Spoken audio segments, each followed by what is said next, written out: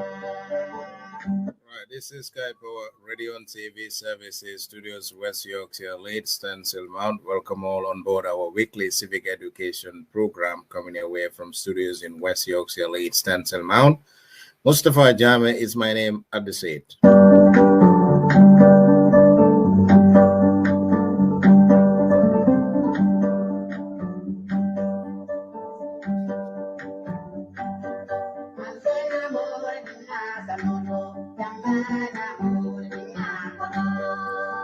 Assalamualaikum badingolung alkonto mobe dawda anibe watu to kabunan Sky Power Radio and TV Services na lokon civic education program o min kasoto nan jang kabunan radio to na bari malo Mustafa Jame membe sirin program o kunna yintembe.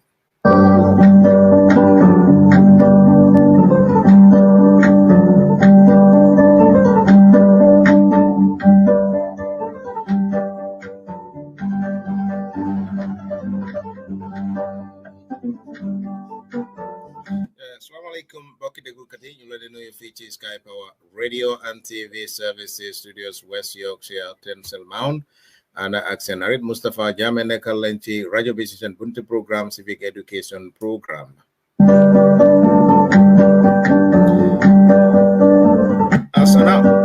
As we announced on the page, today we've got our special guest, which is Mr. Emmanuel Juve, with us on board here on Sky Power Radio Civic Education Program. Mr. Juve has been here before. We can't thank him enough for the time, energy, and effort, and then reachable as well. Mr. Juve, first of all, we'd like to say thank you, a warm welcome on board. You can say hello, hi to our viewers at the moment. Mr. Emmanuel Juve, welcome on board. Thank you so much, Mr. Jammeh. Thank you, Jerejef Suleiman Jeng, and all your listeners. It is a pleasure. Jerelin Jeff Wailingen, my invite. It's my pleasure to talk to you guys. It's always interesting and engaging. Jerejef, thank you. Thank you, much obliged. So, I'm gonna you. Jerejef Emmanuel Diouf.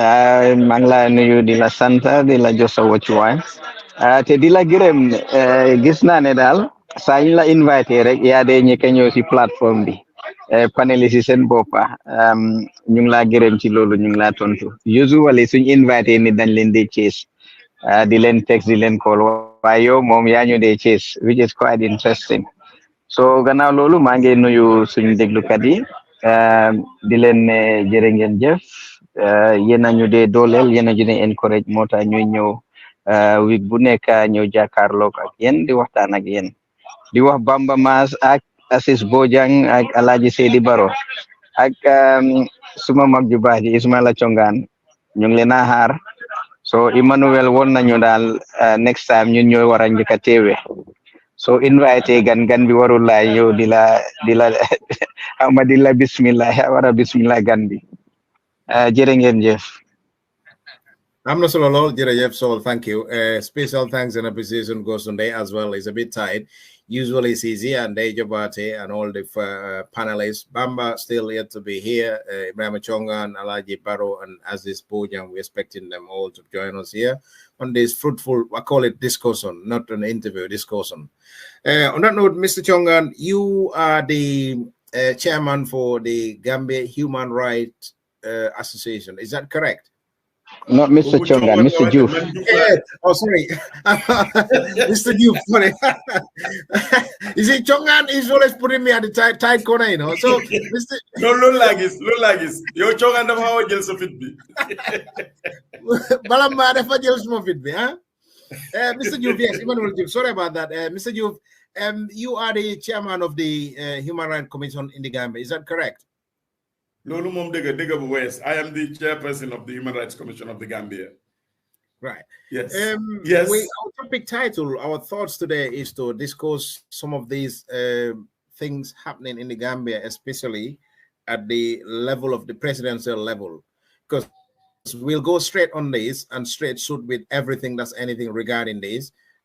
His Excellency, the President of the Republic of the Gambia, makes some utterances about statements he makes. Some call it threatening, some call it bullying, some call it scary. In the Gambia, we've got human beings living. If you can say there is a leader, there must be followers there. And these leaders and followers, we are all human beings. on the rights of human, that natural rights that we all have. We obliged to abide by them.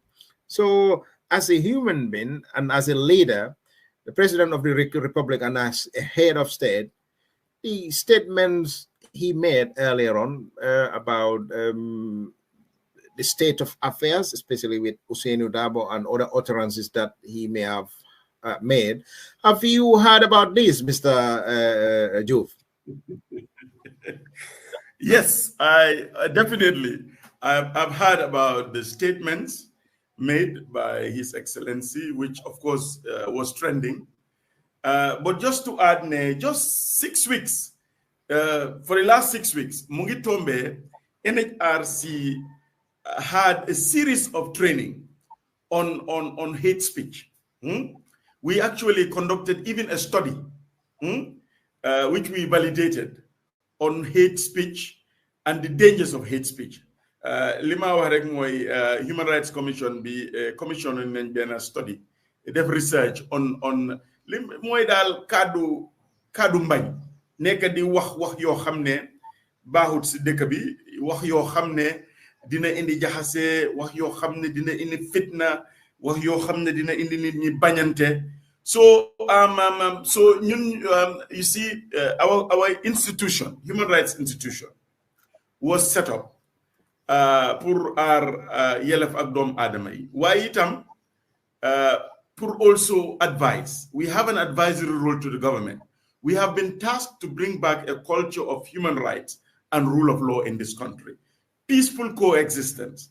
And of course, there is a good reason for that. If you look at 22 years of Jammeh, what happened? The TRRC revelations.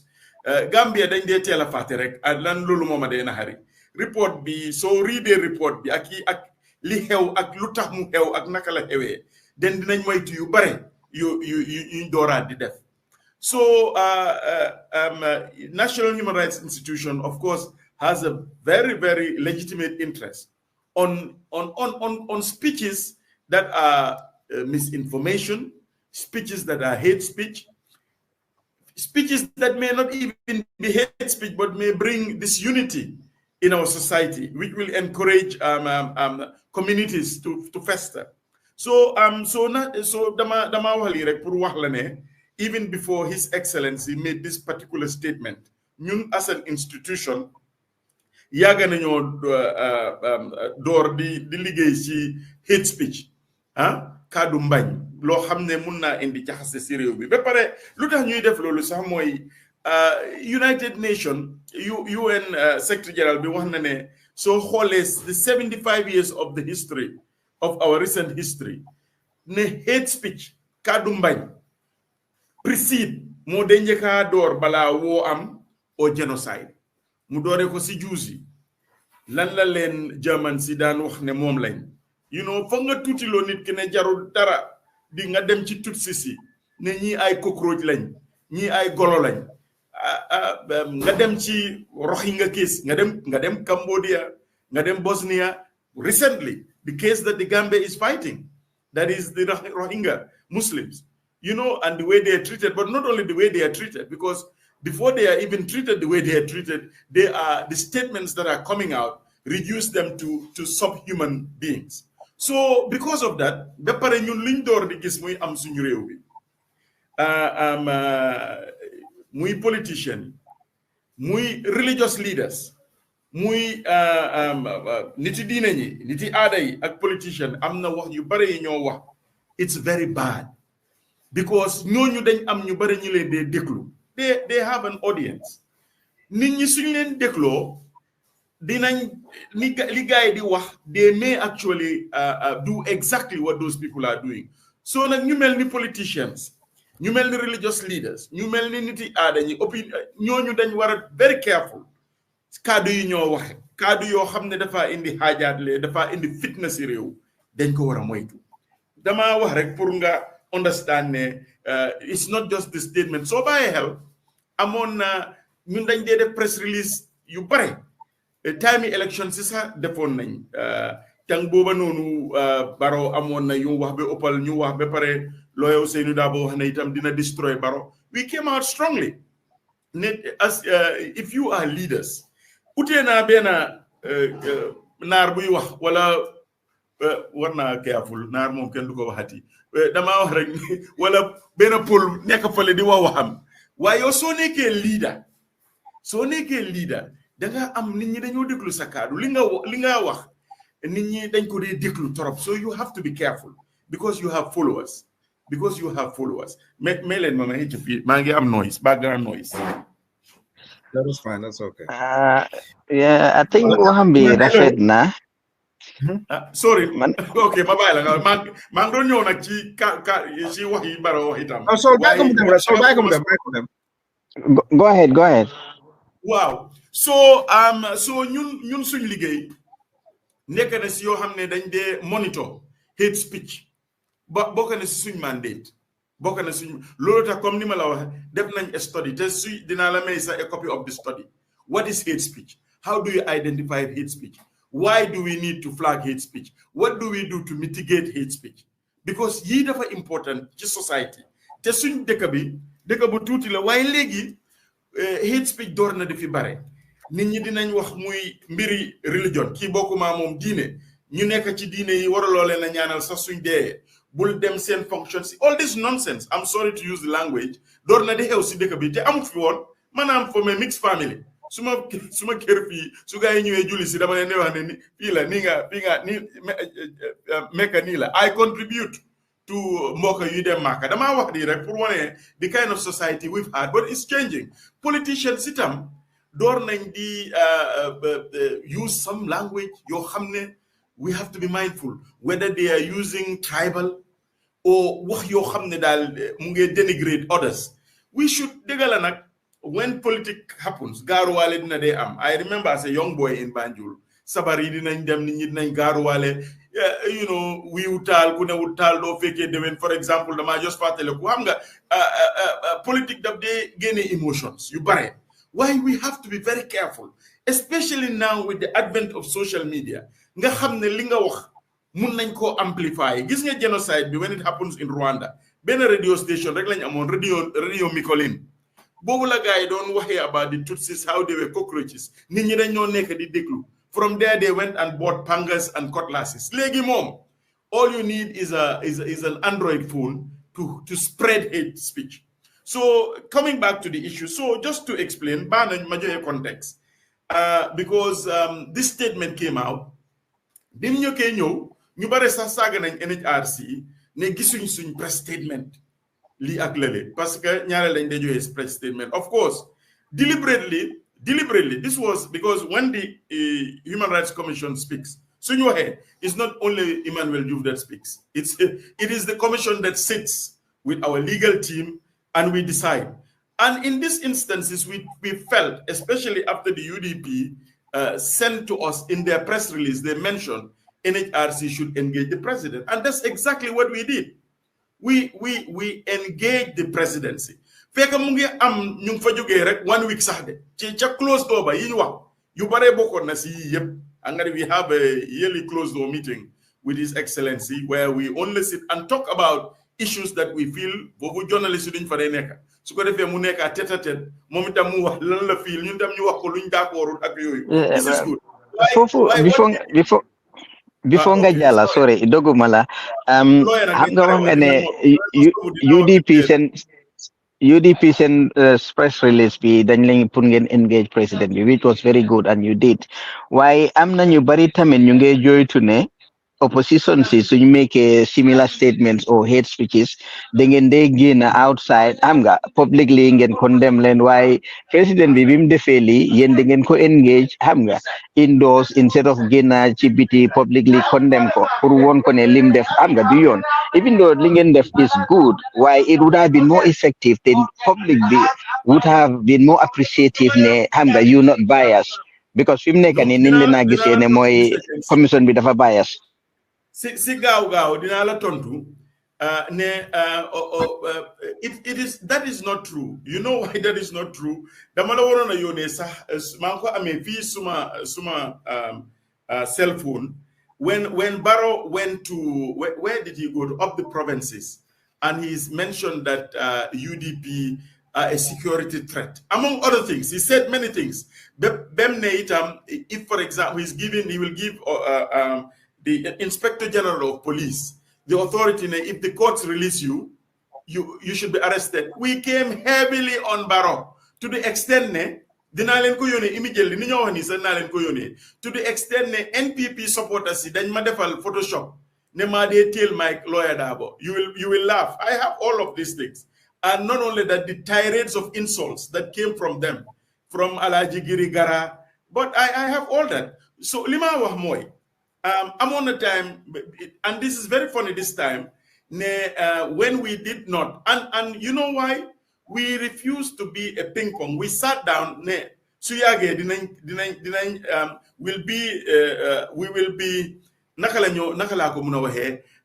we will be issuing press statements every week, because immediately Saga Sunday. The next thing NPP would have told us, Saga Day Lolenwa. We have an advisory role, and we wrote back to the UDP. UDP, I'm not supporters your hamne. I'm on a press release. There's only press release. Press release. So we cannot satisfy everybody. And that is not our job, actually. Our job is to listen to public opinion, but we need to be effective. So we saw that, but we engaged the press. And if I tell you the number of times we even engage the presidency, from the time of Bamwaye's statement, the Mahdi, and we wrote explaining the dangers of those statements, and they responded.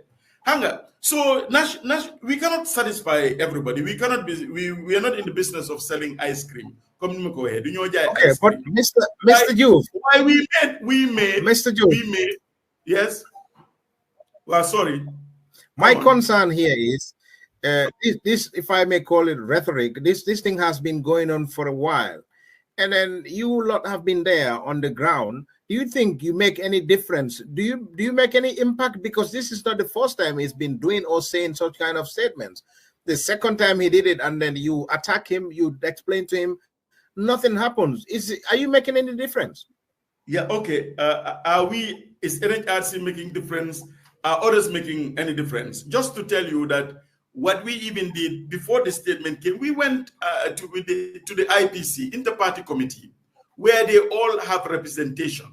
Remember, these 19 political presidential candidates signed the Janjambure Peace Accord. They did.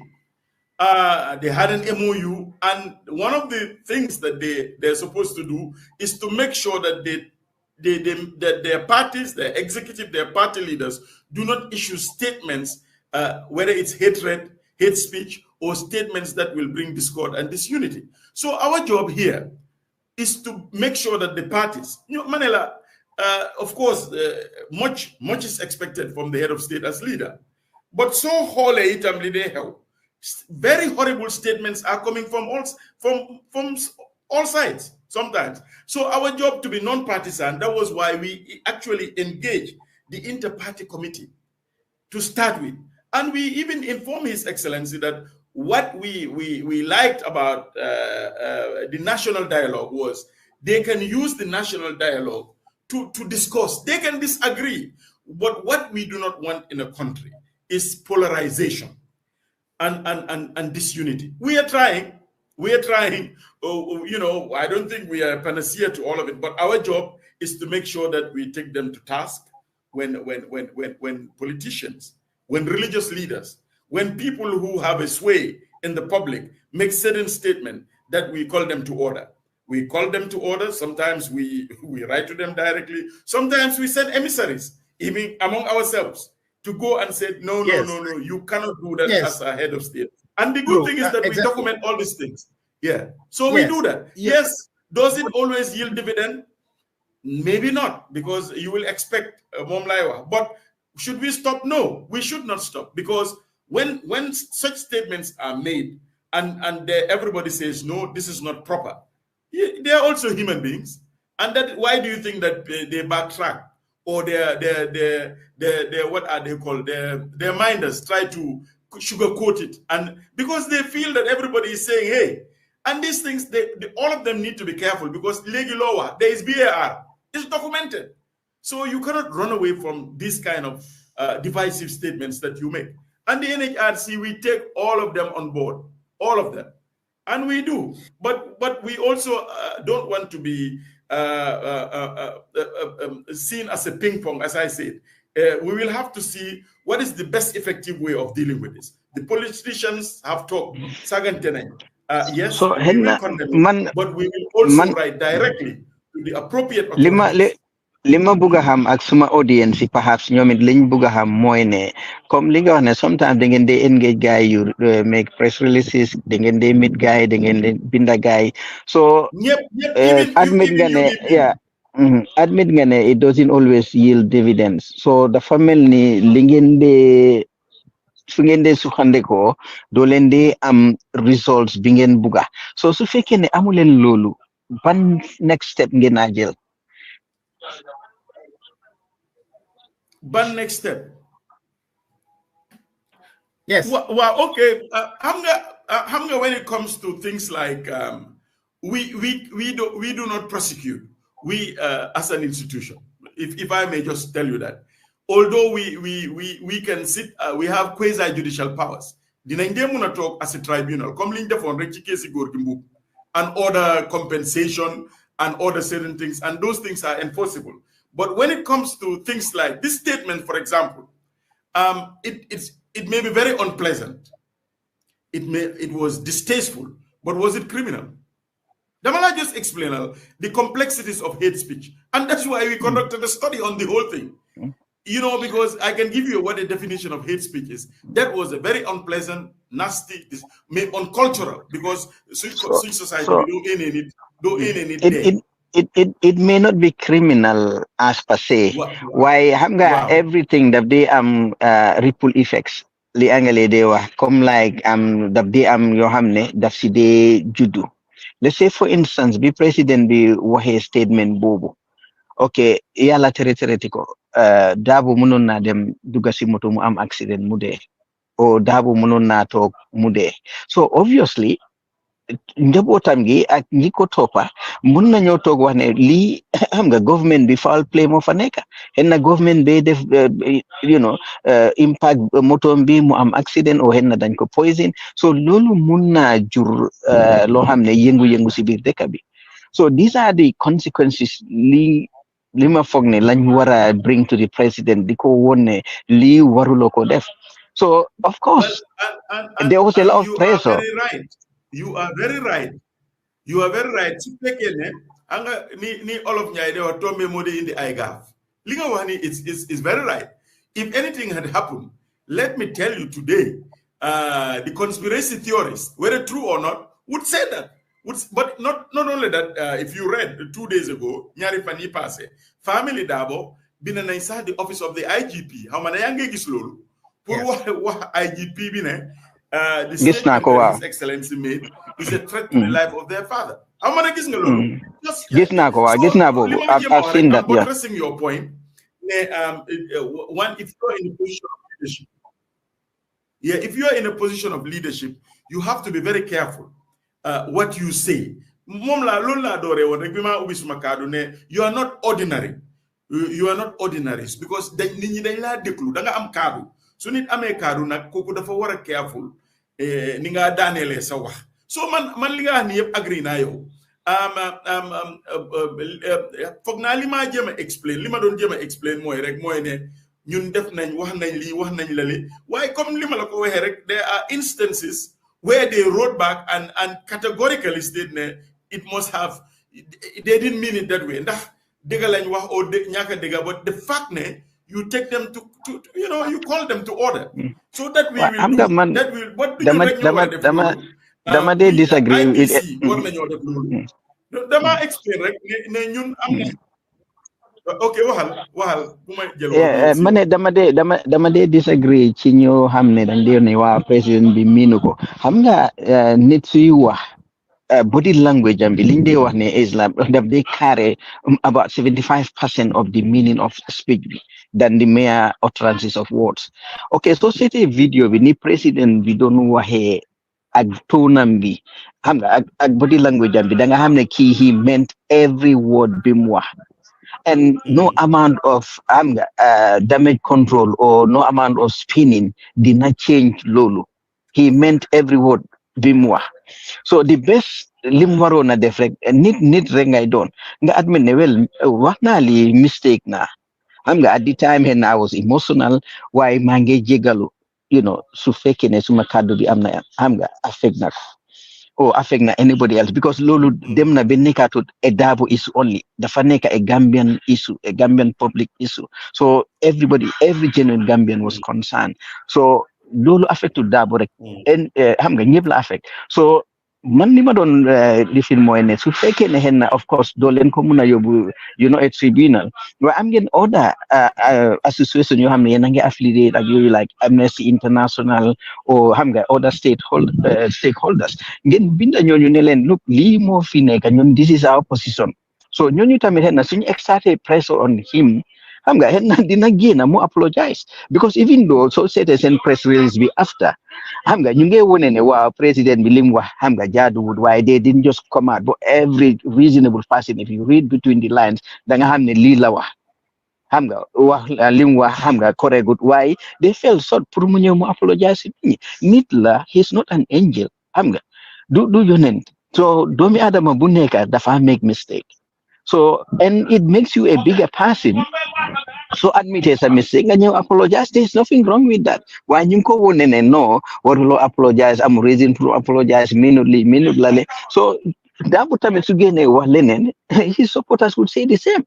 Minutely living it so Lulu Linga wala. Why he knew the tahbe reu dakde jahasote hamga. Lulu Muna in the disturbance. You see, Lulu, you and Bangi just gained a development and conflict analysis. It was just launched. I was present at the launching. And one of the flags, red flags, you see, the thing is, man, I don't think the Gambians read or the government even sometimes read well because red flags, one of the things that they flag, the conflict drivers, Lee in the Chono Chireo in the next 24 months. One of the things that try and get a copy, there should be an electronic copy. One of the things that they actually flagged was this kind of hate speeches and or speeches that may not be hate because there is a thin line. You have freedom of expression and hate speech, but it can cause division and it can cause problem in a society. And Gambians should desist from it because notice that Lolo, it comes out and people are horrible. I don't know how often you scan the social media. Our worry is that is why I love the Janjambure Peace Accord, which even it's on the leaders themselves to disown people who say these bad things. But if you now have leaders who are actually saying things, then there is a problem. And our job is to remind them, all of them, of the Janjambure Peace Accord they signed, the IEC, the Memorandum of Understanding that parties signed. We have all these provisions, and I believe, come think over here. Their minds should not sugarcoat it. When your leaders make a mistake, it is important that you take them, they work back on it and explain and where apology is due. Where you cannot force people to. And unfortunately, these were the issues that happen. Mr. Youth, I've got real concern here. The National Human Rights Office, your office, is there for human beings.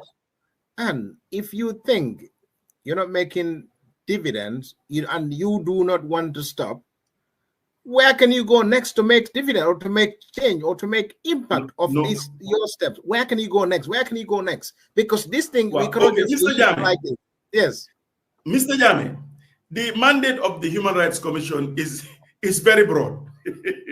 This is one aspect. This particular one, because this can lead to war. This can lead to something very serious, Mr. Job. No, it can. No. Okay, I'm just trying to explain. Yeah. The mandate of the commission is extremely broad, and if you've been following the work of the commission, you will notice what we do, from investigation of complaints relating human rights violation, from monitoring detention facilities, from doing research.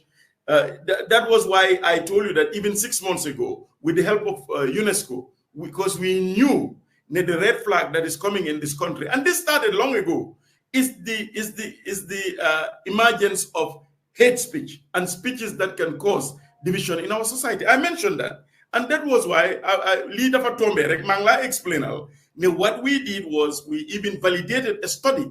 We are good and it was so holy for about 2 weeks, you get training on civil society CSOs on the dangers of hate speech. So the point I'm making is that this is an incident. I'm not saying it's trivial, because when I said that when leaders make statements, those statements can be very loaded, especially if they can incite violence. But that doesn't mean that just because we don't have an immediate solution. And changing attitudes, changing mindsets is a process. But just because this, as I told you, we did the right thing. If you talk to UDP, they know exactly what we have done, and we're going to engage them again. And if you talk to the government, you know also what we're doing. My concern here is this is not the first time. It's not the second time. It's not the third time. And then you've been talking. You've been exchanging emails. You've been talking to them, having dialogue with them. I think it's about time. Do you not think it's about time for you to take this to the next level? And what is that, if any? The next level, you see, that is why I am telling you that what do we have right now in the Gambia? We have structures relating to inside. Okay, if when people make statements, let me be legal. You have the law. You have defamation of character. I'm just explaining to you. You have sedition. These are things that individuals can actually take up. That is one. But you can also have statements that are directly not maybe defamation or incitement, but they can lead to incitement. And that's why it's very complex. Lolo explain. When you have statements that are very nasty and unpleasant, you live in the UK, you live in America, you can hear very terrible things being said by Trump and others. This is what I'm trying to explain to you. Where particular a statement is not criminal, but it can lead to, what do? You make sure that those structures that are in there, that was why we came heavily on the IPC, Inter-Party Committee. They came up with a whole MOU that is signed by all of them. And what they signed is more like a gentleman's agreement, but they're putting these leaders together to tell them that, listen, to bring peace in this country, this is how we need, this is the framework, this is how we need to work together. So I am agreeing with you completely.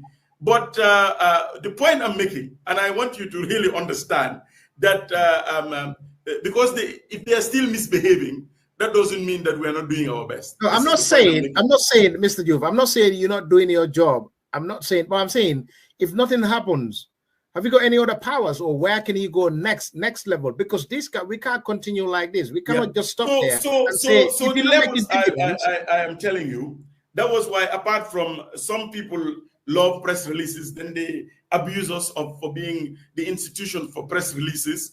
And when we don't even issue, they still want us to issue one. So apart from direct engagements, that's why I told you we even commissioned a study. And from that study, we have now started rolling out training, to raise the awareness, the dangers, flagging the dangers of hate speech and how to mitigate hate speech. I'm just telling you that it's a process. It is a process that we have. Yeah, but the process has been going on. This has been going on for a while. No. Like the study just came. Whether politicians have been saying nasty things, yes, they have been. But you see, the thing is, we are not a panacea. That's what I was just trying. Suleiman has disappeared. This is why I was just trying to explain to you that these are the many things that we do. And because they are failing or they are not adhering to this framework, that doesn't mean that. That is the point I'm trying to make. Okay, let me ask you one more thing. Do you have somewhere else that you can go to or report this, like a next step or next level after yours that you can expose, and so where you can go to make impact, to make dividend? Like for this kind of statement? Yeah. Like, because it's a head of state. It's a head of state, bearing in mind, Mr. Jame, I know that. No, I know that. Yes, I know that. And that's exactly what I was explaining to you, that you do not expect certain statement from coming. They may be very unpleasant, But that was why I was trying to tell you that. So have you got any relations with any other international bodies that could make impact? Of course we do. Our institution is a hybrid institution. What do you think? What do you think they can do, Mr. Jame? What do you think they can do? Well, I'm just assuming. Of course, we communicate. And listen, Mr. Jame, Gambia is being reviewed again under the Universal Periodic Review. As an institution, we file shadow reports. We are very much in touch with all the treaty bodies. And yes, I just want to allay your fears. But what I'm just telling you is that what they will also do is to engage the state. This is what I'm saying. Has this ever happened? Okay, there is a process. Yeah. Has it ever happened for them to engage the state and make impact? Oh, yes. It's always, the Gambia is going to be reviewed in February. We have just filed in our shadow report last month. And the Gambia is going before the UN Council. It happens all the time. It happens. Okay, thank you. Alaji, welcome on board. Alaji Inimbara, thanks for coming. Thanks for your time. Our topic title, the utterances about the hate speech, rhetoric, some call it, Professor. Alaji, welcome on board. It's been a while. Alaji Baro, thanks for coming. Thank you, Mr. Jame. I appreciate it. Mr. Juve, Emmanuel, hope you're doing well. Your guys have been firing shots at me since since I started. Yes. It's a pleasure to see you. My good Koto Sol, Suleiman Jeng, greetings to you too, and all the listeners. I say Assalamu alaikum to everyone. Yes, it's been a while, Mustafa. I guess Doko Kenya and Taradula Kenya, unfortunately. So Buka make no most of the time, but I'm happy to be here today. And sorry for coming in late. We lost someone that used to work with us at the TRRC. He was part of the research and investigations team, Cherno. He was an elder statesman among the team. So he passed away today.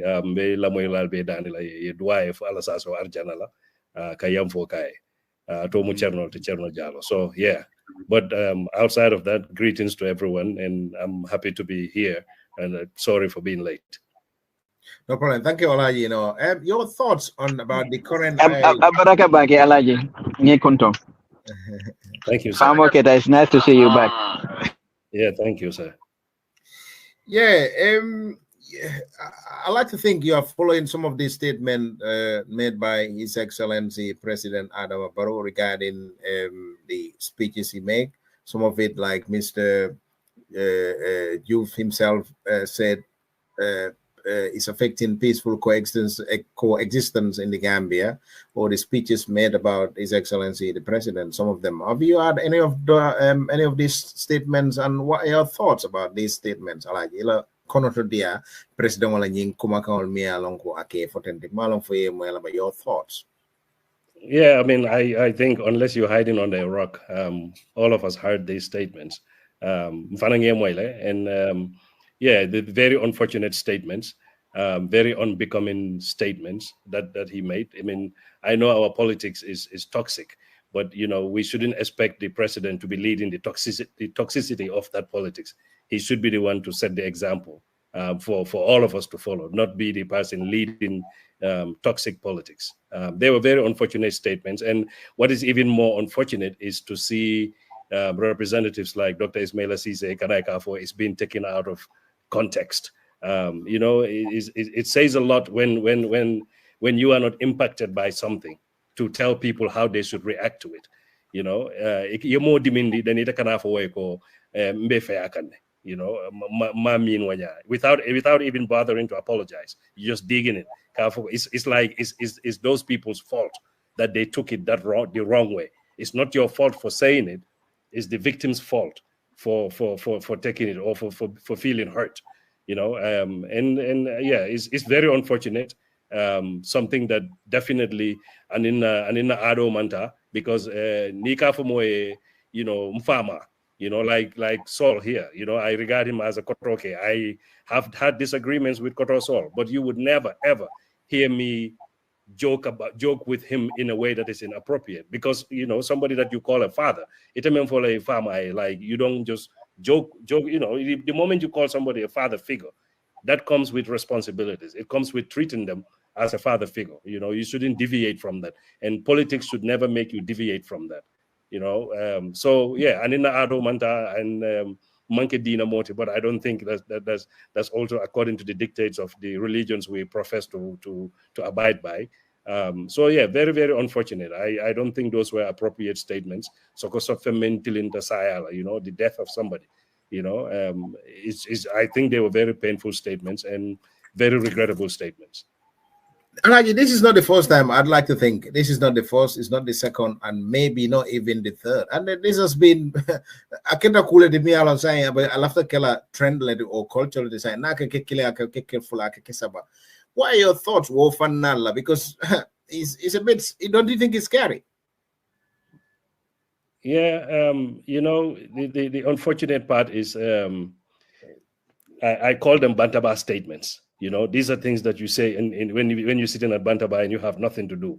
You know, you have no job, you have no responsibilities, nothing. I'll be sitting Bantaba, I'll be kachak and dorong, and you know, you're just saying whatever. You know, but you know, Barrow failed himself. Let me say that one. He failed himself in uttering those statements. But importantly, the people around him also are failing him.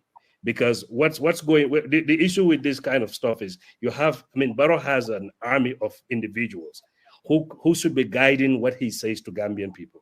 You know, from Ibrahim Sankare to Ismaila Cisse to all these other people, to what's her name, the lady at the press secretary at the office of the president. All these people have a duty to make sure that whenever Barrow faces Gambian people, he speaks on substantive issues.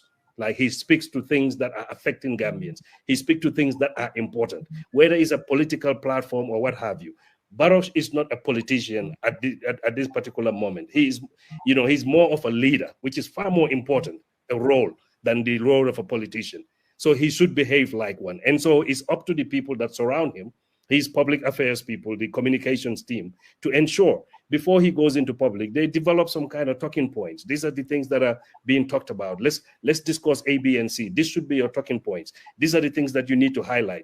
You know, this is the speech that should be delivered. He should be guided in what he says. But then, you know, to just wait for him to go out in public, say whatever he wants to say, and then you want to come and blame the people, telling them it's your fault for not getting the joke. It's your fault for not understanding what he was saying. It's disingenuous. It's not right. So that's why I say Baroba from fail because like I said, one, he ought to know better. The person you call a father, you shouldn't belittle that person, regardless of what the situation is. But number two, the people around him are also failing him. And instead of facing him and telling him, sir, you know, these statements are despicable, you shouldn't say this kind of stuff because it can cause problems within the country. Instead of saying that, they are digging in and telling him, you know, you don't have to apologize. You have nothing to apologize for. People like Dr. Ismaila Cisse, they should know better. It's either they are inept, they are incompetent, one, or they are just very dishonest individuals. And either of those are terrible scenarios for President Barrow. Don't you think human rights got some rights, some sort of human rights? Do you not think, Alaji? Yeah, well, I mean, I saw, you know, the thing is, and let me just clarify this. Emmanuel is somebody that I look up to a lot. I was not too long ago, I was in a foreign country that he did some work in. And I was so proud of what he did there that I was bragging and telling them he's my brother, you know, just because of the wonderful nature of the work that he did there and the amount of respect that the people in this place have for him. But even before that, I also know of Emmanuel's journey through the dictatorship during the days of the Yahya Jammeh. During the days of Yahya Jammeh, he is one of those that maybe not have been seen as people like me who took guns and came to the country. But he was behind the scenes doing a lot more than most of us probably will ever realize. So I also understand the nature of their job and how difficult it is in the Gambia, because, you know, you have to realize that some of these things like the National Human Rights Commission, the TRRC, the CRC, these were not President Barrow's ideas. If President Barrow had his way today, there would not be no NHRC. It wouldn't be there. there wouldn't be no TRRC, there wouldn't be no CRC. If he had his, because these were not his ideas. These were grand ideas that came from Batambedu and the Emmanuels and other people in that field. These were not Barrow's ideas. And so today, it's a very delicate balance because, you know, the NHRC is linked to the government in like, you know, even though it's an independent body, but it's also linked to the government in a way that if the government does not support it in any way, shape, or form, or if they want to shut them down, they will find ways to shut them down. So it's a very delicate balance because one is either, okay, if you go too hard on the government in a particular way, they will stop cooperating with you. You understand? And on the other hand, you cannot also be too quiet because that's your job. You have a mandate to promote and protect human rights. That's you know, I think that's your mandate, Emmanuel, if I'm correct. So you have that mandate, but it's a very, very delicate dance that you have to, because you are working with people who probably don't even care too much about human rights as such. But because, you know, if they don't play the game, the people that we take loans from and borrow money from, or the people that we go to beg, would not be happy with the government. And so those people may hold on to their purses and say, we will not give you money because your human rights situation is bad. So they have to pretend to commit to human rights. Do they really believe in human rights as such? Probably not. And I really, really doubt that they do. I mean, you look at the people that surround Adama Barrow, it's the same gang that surrounded Yahya Jammeh. If they cared about human rights, they would not have been around Yahya Jammeh, but they were. So it's not like, you know, they didn't care yesterday and today they care. No, they really do not care about people's. You see what happens. I mean, you know, in the Gambia, they tell you, yeah, you know, power belongs to the people. Yes, on paper, power belongs to the people. In reality, there is one man in the Gambia that power belongs to, and it's Adama Barrow. Let's not fool each other. So when you're dealing with that type of situation where power is so centralized in the hands of a few people who only believe in human rights up to the extent that it does not affect them. The moment it affects them, they have a problem. That's why you see what they did to people like Bora Sisao. You see what Ibrahim Diba of the UDP is going through currently. This is abuse of the law. This is just abusing the people legally. You know, so they don't necessarily believe in human rights as such, but they have to dance to the dance because that's what the outsiders that give them money, the ones that basically we depend on, those are the things that they look at. So you have to pretend that you care, but they honestly don't care. And so when you have a human rights commission trying to, you know, make these people to see human rights as, you know, this is about you and I and every citizen of this nation. If you want to fight them a particular way, you will not only lose the fight, you will lose your commission completely because they will find ways to shut it down in some way, shape, or form. Don't forget that it's enshrined in some law and what have you. The law is what they make it. At the end of the day, the law is what they make it. What they do not make it, the reality is the law does not matter to them.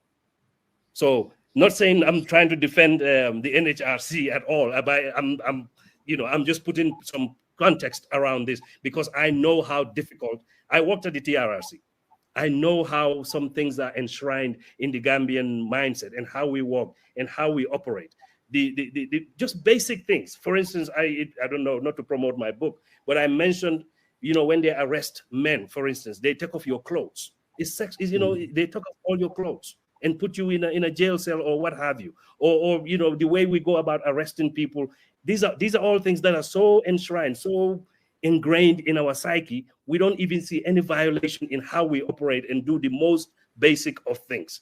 And now you get somebody coming in trying to tell you you should not arrest somebody and then detain them, let them go, then go back and rearrest them. When that's our standing operating procedure. That's how we've been doing it for years. Now you get somebody trying to tell you don't do that because it's bad for you. Or you arrest a political opponent and these guys come and tell you you shouldn't arrest a political opponent. What happens is they would lump you with the opposition and start saying that this NHRC is in fact an opposition organ. We need to shut them down.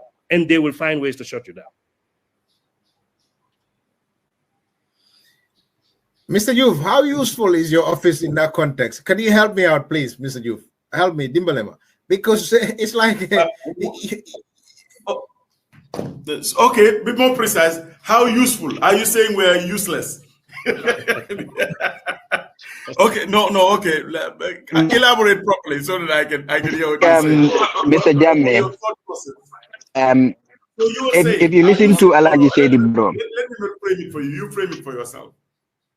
Yeah, go on, Sol. Go on, Sol. What is your question? Yeah, I think that is a little bit too harsh on the commission to say if they're useful, because they're useful in various ways. And I'm gonna make it most of the time, su fekkee ne yaa ngi xool dara ci either nit or si institution or si something gisuloo ko li ci gën a bari da nga feel ne hen na lii amalu la njëriñ. Why? Henna so ko seetle si benen fan or somebody else in a different situation, dinga gis ne am na njëriñ. Comme li Alaji Baro highlight, so ko deglo bu baax, dinga understand ne commission B has a lot of use and is a deterrent in another way. See government B. Why we don't always see things like tangible results. He is what they have achieved. Why from his works you can see awareness began the raise, publicity began the reports began the binda. I'm going to engage government. You that they kind of an impact because no,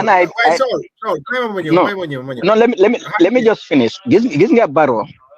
So said the first press release big guy gene comme li Alaji Baro lo guy that don't blame the public for not understanding his joke, or they were blaming the public for taking things out of context. Why be praise be mounted amna ñom ñu engage ko gis nañ ne nit ñi di wax mo fa nekk, and the next press release be Dr. Cissé gene so ko seetlo ak first one si dañ ute dañ melni guddee bëccëg. So ko lii like li ma waxoon initially dafa mel ni presse bi mu ngi fa dem nañ admin ne li ñuy wax dafa ñaaw, waaye Barrow dafa fail to come and apologize. Pour toog ne commission bi génn ne Barrow soo defutee lii dinañ la yóbbu court or dinañ la yóbbu feneen, commission bi loolu is not within its mandate, like limits. So we need to understand that as well. Yeah, understand that thing why Lena la sol man suma concern bi moy xam nga su make a statement ngeen won ko bi te ngeen aida ko ngeen engage ko, it doesn't make any difference. Mu defaat benen statement no different. So man dama fogg ne day somewhere bo xamne di ngeen mëna expose government to say well they are not abiding by the national human rights, so xaalis bi duñ ko mëna am or support bi duñ ko mëna am or sanction or yu demee noonu su ko defee in future lu mel noonu xam nga those kind of consequences need to be in place. Sol fogolo institution bi ak dafa de ak mandate am bi am nga document bi mën nañu xeeb little press release di waaye yooyu international community daf ko value in the national office in the country. So any press release being in they am a lot of weight, especially if they or simple engage, because then your document low. So stakeholders, I'm not a lot of things you have that they happen behind the camera. Ñun duñ ko day gis ñoom suñu génn wax ko duñ ko am waaye public press on social media ak di stakeholders enforce guy pour make the other press the last one the guy make. So yaa ngi am incoming call, I think sa line bi baaxut de mu ngi pixelate, mu ngi dog. Your line is not good. Maybe try rejoining also. Yeah, it's not good. Okay, Mr. Youth, coming to you. Well, okay. No. Yeah, go on. Your thoughts. Well, no. I think Alaji is a straight shooter. He said it. I would agree with 90 something% of what he said, because this is the nature of which an institution like us operate. It is a state institution, but also it is independent. And it's very important also the kind of people that they have there as commissioners, because we drive the process. We make sure that the promotional and protection mandate that is given to us and our advisory role, that we hold firm to it, and we have. So we say the NHRC, for example, within 3 years of its existence, was given an A status. I'm not saying that we don't have challenges. And of course, we cannot be an Alaji Baro. He can say it, he can shoot directly. We can shoot indirectly. It's normal because of the way. No. I'm just being honest. How can he not be Alaji Baro? You got the human. This is human rights. Come on. We all know Alaji Baro doesn't suffer fools gladly, and he's a straight shooter. So anyway, while Lima explained like Moy, it is a very it's a delicate fine line. But what is important that if you have commissioners who are credible, and I can tell you that I do have some commissioners who are extremely credible and fearless. That notwithstanding, the way we operate will be slightly different. So we have an advisory role. We will engage the government and we will tell them exactly as it is. But also, just to allay some of your fears, as an institution, which is also graded by the Global Alliance of National Human Rights Institutions, we are a hybrid institution of sorts. We, whether it's FGM, for example, you've been following the debate. We tell the state on no certain terms, and we file in our reports to the different committees exactly. That's the way we put it, and we tell them what the consequences are. And Alaji has struck a very important point. There is something that we were doing where the TRRC recommended us to do. One, the state was dragging its feet, but that particular indicator came in with a lot of money if it was not satisfied. So my job was to tell them, well, okay, if this is not satisfied, you will not get this amount of money. Just to tell you what Alaji is also saying in a way. It comes with... so the point I'm making is we do have some leverage. Okay, Mr. Ju, why are you dragging it? Okay, no. Why are you dragging it then? Why can't you use that power? Why can you not use it? No, we are using it. We use our leverage where we can. No. Your mom the feel them. And never say affairs. Yo, the point more these statements. Yo, people and Harry, Nedal, definitely see that. Or listen to the banner statement, Mr. Ju. The banner statement. Explain. Statements, better. Wow, what is it? That time, Mange Fatelo was the first interior minister.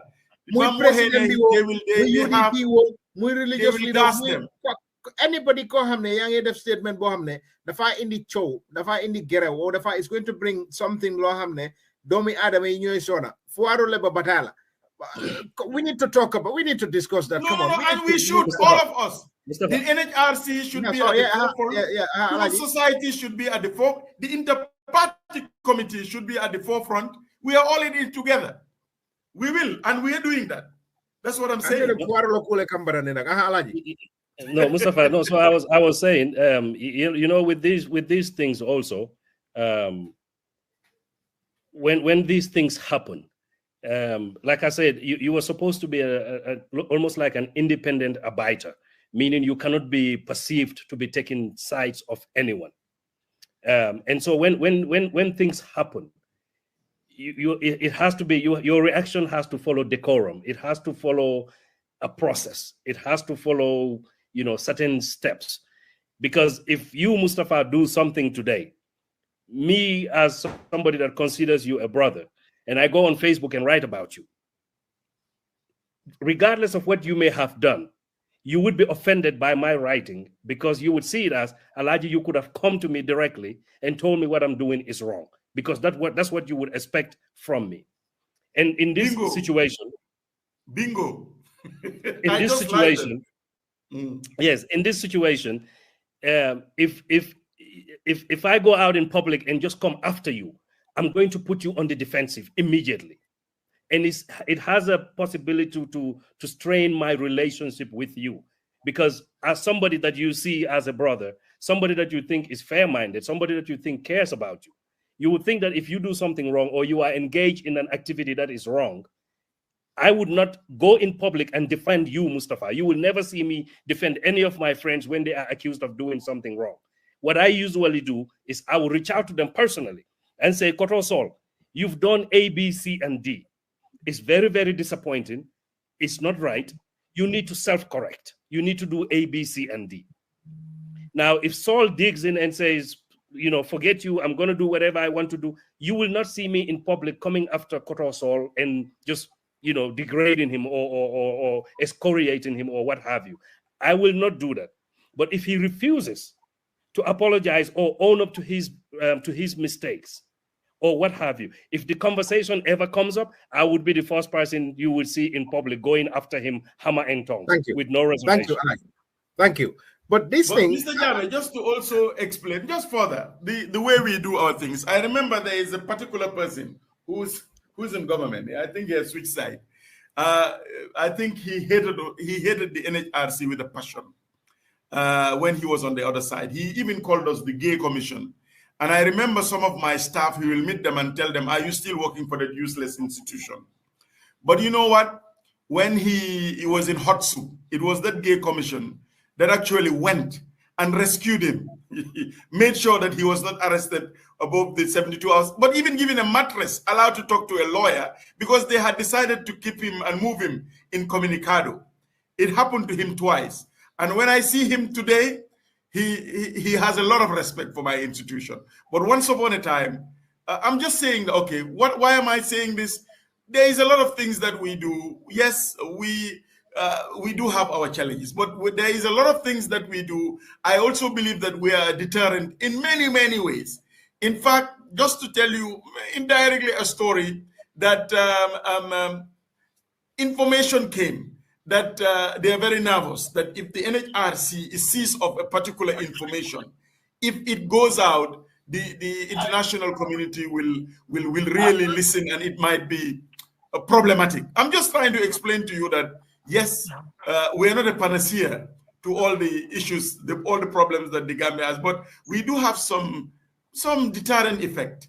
But also remember, we also have an advisory role to the government. We are a state institution that is independent, and as Alaji nicely put it, the state has many ways in which so they have the power to shut it down. Then, yeah. No, the state has the power not to follow the constitution. Didn't Jame not follow if you have a rogue state, they can do anything. It's as simple as that. I just want you to know that even the constitution that we had in this country was doctored 52 times. What did we? I'm just saying that that's why we talk about rule of law. Okay. That's why are you facing any challenges with the your relationship with the government of the day? Are you facing any challenges regarding that? Regarding what? Being shut down? Regarding being shut down or threatening to shut down or to that sort of thing. No, I have not had any direct interference with the work that I'm doing. But being small, you may hear things. Of course, you know that what happens in people's bedroom comes to you. This is the nature of Gambia. This is the way we are. I have not had direct interference, but also, to be honest with you, I think they also understand. The chairperson, I have a history of doing what I think is the right things to do. So just to tell you, that's why I told you that we have committed commissioners who believe in what they do, and they do the work, regardless of fear or favor. But that notwithstanding, I think sometimes we also make mistakes in the in our media houses, because most often we expect to it's like we are results oriented. When we see some things,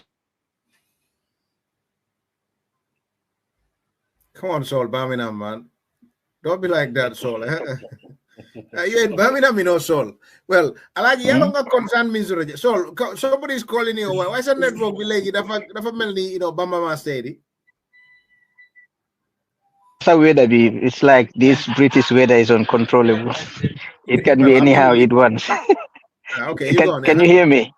Yeah, I can hear you. Mane British weather be like ham nga liko neex la mo mel. So and suma network be 3G. I think I have to change my service provider. Like it's just crap. So lima don wax ne xam nga mistake biñ dee def mostly ñun dañ dee gom too much of this results oriented. Anything li xew rek dañ dee bugg a gis immediate results ne waaw lii moo ci génna and there are things yoo xam ne is like xam nga doo mun a gis immediate result bi waaye di nga notice some changes yoo xam ne has happened as a result of the public pressure. ñaareel bi tamit ñun I think most of us are disingenuous. as citizens of the Gambia, because then they expect others to fight our battles for us instead of us fighting our own battles. Before program, I was talking to someone. Munema is like Gambia, then they were why so let me time do they get involved? Before limbo dafa make a lot of sense. Ne Gambian be lim ni ñaareel bi fi mu dugga rek dafa expect dafa gain something out of it. Why anything loo xam ne du mun a gain anything du si dee dugga. For instance, like Senegal, da nga gis ne ñooñu when they want to change, they committed themselves. Am na ñoo xam ne dee nañ ci. Why they've got the results. Why ñun in the Gambia ban commitment lañ dee am. Like President bi ni mu waxee that speech. Nit ñi dañ ñeena dañ toog ne waaw UDP tamit dañ di wax xam nga some nasty things against Barrow or xam nga blame game bank fa waaye look stepping outside the box pour gis ne suñu président bi as a leader, as the the number one servant citizen of the country, speech yim they make ñu they gën a am value than the opposition leaders. Yéena ma dégg na? Yes. So da nga gis ne duñ dee commit seen boppa. Simple things as nga dem talk State House nga am sa placard ne duñ fi jógee ba président bi apologize. Doo leen make noise, doo leen def dara. Why nobody would do it? Because dañ feel ne suñ fa demee duñ fa am $100 yi, duñ fa am 1,000, duñ fa am 20,000. They don't. Duñ dee make those sacrifices. So change du mun a ñëw unless nit ñi commit seen boppa. So most of the time lip service rek lañ dee def. Talk si social media bi wax about li ñu ngi doon wax about lifin bi waxi speech bi jógee foofu ñu dugg si land issue bi léegi jógee nañ foofu ñu ngi wax constitution bi. Nobody talks about these things again. So dañ dee pass from one to another. Moo tax nguur gi duñu value because soo buggee nit ki respect la sa nguur mu respect la dang leen a woon ne maa la fa teg te li ma bugga soo ko defutee du ma la may jàmm. Comme ni nga ko waxee that side of it. How do we resolve this? Yo, what are you telling us? Mooy commitment bi ak dedication. Nga jël réew mi instead of nga xool Barrow o nga xool Dabo o nga xool UDP o nga xool NPP. Because comme ni ko Alhaji Barrow wax léegi President Barrow is not a politician. Elect nañ election jeex na. Léegi liggéey lañ soxla. As a leader expect nañ nga war a am some talking points comme ni ko waxee. Soo génnee ñu xam ne yaa ngi war a waxi njëgi maalo xam nga lopitaan yi there are so many things yoo xam ne président bi war na koo wax and it's not talking about it. Seetal yoon yu si gars yi wax su tawee doo gis yoon bi flotte yaa ngi fu nekk. These are things yoo xam ne doomi réew mi war nañoo jóg taxaw wax si. If I understand well, so would you say you're insinuating or encouraging for us to get up and demonstrate? Is that correct? Demonstration, of course, citizens want to again and you demonstrate, expressing feelings, because we want to talk on the social media and they are expecting changes would happen. Demonstration, you could see as a taboo, as a crime, as something law is against the law. It's not.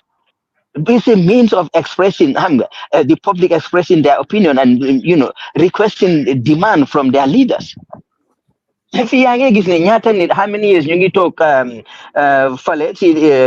House of Parliament in front of House of Parliament every day and they asking just for one thing, unless you am lolo Jeremy Corbyn fan la nekon fofu la togon anytime so demé yanko feka mu ngi tok fofu mu ngi express bopam bem neka difi an MP be dem head party MP but in the Gambia fan nga gisé lolu you don't.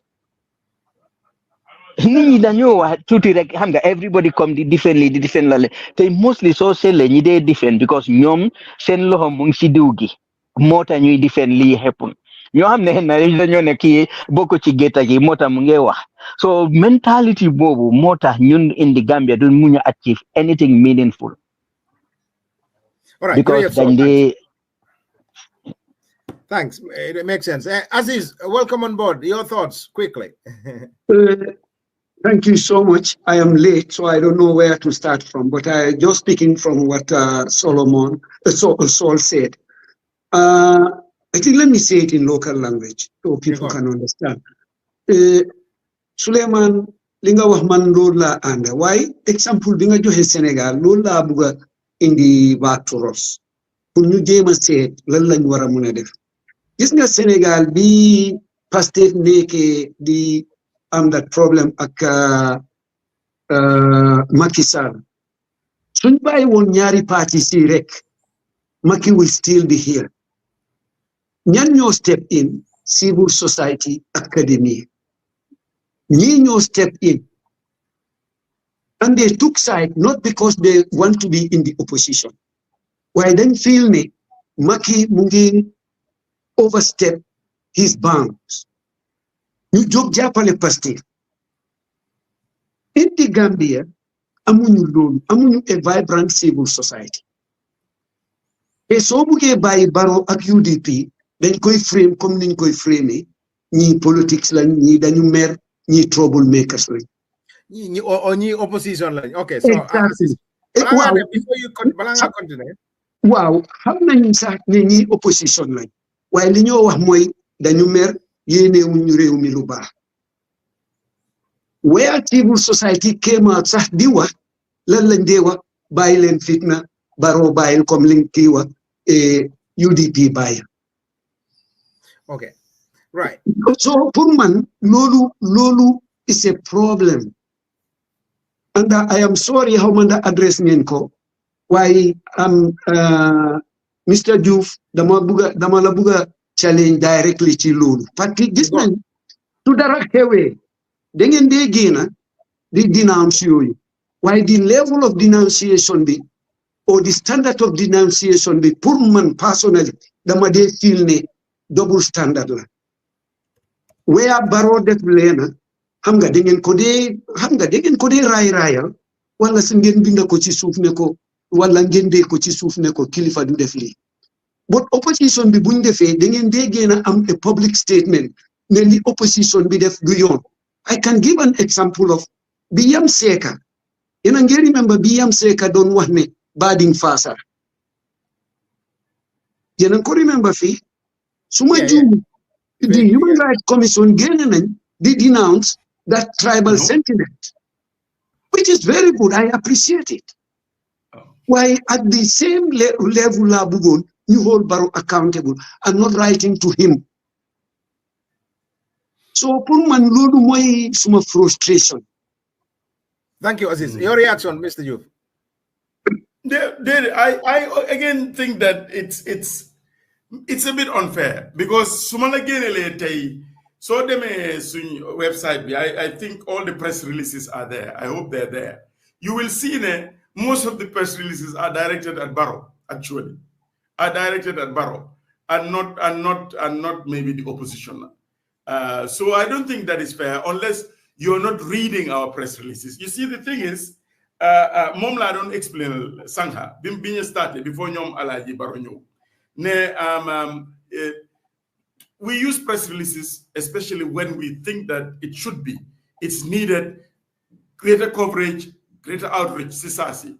But we, as I said, sometimes, because we also have an advisory role, whether you guys know it or not, we will have to engage them. We will engage them. We will engage the Ministry of Justice. The number of times we engage the office of the IGP through WhatsApp, through letters. So we do that every time. So it's not only when we do that, we come to the press to show you, hey, in this case, Lilendem. Understand? So I do not agree with what you say because so whole in press releases, most of it is against Barrow. So when we put it against Barrow, I'm the Lumala just yone. I'm on a time UDP. I'm getting a Lumala just yone. Yange website. Wow. So dinala yone more because hanga the issue is this. Gisnga li munge juge si NPP. Nyune man ma de hold Dabo Mike. Gisnga lol dañ def sa Photoshop and they've said many other things. Suma la yone audio yo tay dinga tit. So we cannot. I cannot just sit here. Or the commission cannot just, we will listen to public opinion, but we cannot always be swayed by Mr. Jaminete walking enough. Enough. It's only one paragraph. It should be 10 paragraphs. Soon develop, soon do them because fan ko immediately like kena jóge fale saga itam baronde su ko defé gaay na ma ban saga baronde losiwa su ñàkkee dañ ñoo ñàkkal fulal commission bi du am fayda même rek ma jeexal waxuma itam ne you guys should not criticize. It's also your right pour ne we feel ne they should have maybe issued a press statement. In that same vein, there are some who will say ñi press statement rek lañ xam dara du si génn others will say well it took them 2 days dégguñ si ñoom. So li ma la wax mooy the crowd is always there. We have to be focused as an institution to try and get result and engage to get results. So lolo moom foog mu am nag waaye ñaareel nag some of the things you guys say baalal ma rek ma jeexal it's unfair because either you do not read that particular press releases read logo or ñun ñëpp am nañ different sentiments and people will sway this side, they will sway that side. So, but we will listen to the criticisms, but we will not always be swayed by them. Otherwise, doing the every time you know, will be an institution the turn to one day. Definitely. That's why I even told you that at a higher level, we've decided to engage even the IPC. They had the Janjambure Peace Accord, they've signed. 19 presidential candidates they signed, and they need to be abide by that, and we need to be engaging them. Engagement dafa ba malo lulu engagement dafa ba and sometimes you engage and publicly people will not know, and it's effective sometimes. I think to be quite honest and to be fair to ourselves as citizens, then you were by the rely on people, others to fight our own battles. As citizens, we need to be fighting our own battles because you talk the human rights office we know hold baro accountable, definitely report. So you abdicate your own responsibilities as citizens. You as citizens, you wara def pour hold baro accountable. What are we doing? So why be right? Because lolu degala mota guy dan kodewa. Don't listen to them. They will just talk. They'll soon forget about it. Nyata yon nge dega guy diwa lolu in government. Because lolu, that's what we present ourselves to them. Lolu lang they def. But if they see we are serious on what we talking about and we are acting towards getting it, guy then you respect and then you ragal. Look at Kenya, for instance. President Buto I'm going to withdraw the tax bill. Limdef, file would let. But when they went out and they saw him, they are determined. At the end, that's why we don't live and he sacked his whole cabinet. If he had listened initially, he had do agafofu. But you know what are we doing in the Gambia? Dara. Gambian biduduga in any activity bohamne dufa ame benefit. Halis directly. Dufa duga. So dafa duga wax rek tuuti mu jeexal si wax tuuti mu jeexal si so yow naka la sa njiit bi di respecté yow yaa leen fa teg teguñ la fa Alaaji Bar wax na ne am nga is power belongs to the people loolu is just in paper waaye man I believe ne ñun ñoo nekku di act on that because ñun ñoo amee power bi si suñu loxo la nekka li société wax ne soo waxee président ita muru ita sugu kooku fi mu daga moo ko moom because yaa ko jox so kone ita muru nta subu o ita subu nta muru du dog fo xamne yen compromise len you have to agree ne li la ñu wara def bo nga jël yeb jox borom koku lim la def ya ko def sa bop the leadership defines who we are as a people. The dictator in us. Who are we really? Exactly. You know, and we have to revisit this, and you'll be very surprised. I have the work that I'm doing. I interact with a lot of people from the level of the international, the regional, inside, everybody. And opposition also we have issues. Yeah, opposition I'm sorry if I'm going to use that word. I am shocked by even though sometimes sorry. Bukarai. No, lima wax moy. So idi la Gambians. We also have we have issues, my brother. And I don't want to use the cliche that I said that a country gets the leader it's deserved. Why I am tempted to say sometimes really, you can say it. that You can say it. that makes a lot of sense. Yeah. You deal with this side, you see people when they cross over, same people who were passionately saying something, and you are gobsmacked. You said, really? Is that who we are? Maybe we don't have value systems. Exactly. Maybe we have issues with integrity. Let's also call a spade a spade. Lii moo ñu dal ñun ñëpp. Di nga gis tey ku nekk side bi lota ma use somebody who will get up every morning and abuse that Human Rights Commission left, right, and center. Until he was in a fix, we saved him, and then he moved over. The same guy who, so then you sit there, and well, I'm not very surprised because I saw it during the time of Jame as well. I'm just saying this to say that, well, maybe something also is, maybe we should look at our value system. I don't know. Maybe we seem to be a God-fearing country, but I think we go through most of the rituals of our religion, whether it's the Kuruswite or the Shapilet. Because if we are as religious as we were saying, we like corruption to Barisitikabi, rule of law, among many other things. There is something fundamentally flawed. The level of hypocrisy that we have. So we have to grapple and deal with this. Let's call it spade. Then what our let us talk to each other. Who are we? What are our value system? I don't know. So I just thought that I needed to say this as well. There's this book called The Dictator is Force, Alaji Ngamra also fell. But Alaji, I have to I've got my copy. I've got my copy as well. But it's also Dekabidal.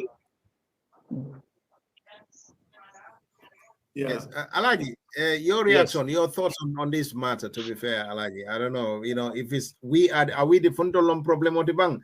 For nyato bugo nyato kol ni moy ikabondi suol ning kordale kono fundamental problem of the bank for nyato kol problem of the bank because ningo nyato ko ma fa president madama because mo jala biye minika nyato kayake ika kumol mi along ko people look up to them and ngol jama what it leads. So Mr. Juve said al diamo kono ko wole kelo sabu dal dolto aning some certain utterances.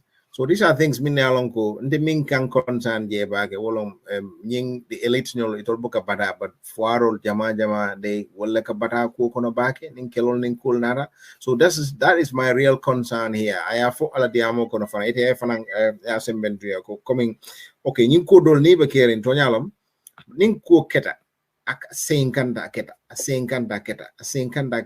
consequence man taraje wofana is a concern, Alaji. Malong the whole thing. What are your thoughts, Alaji?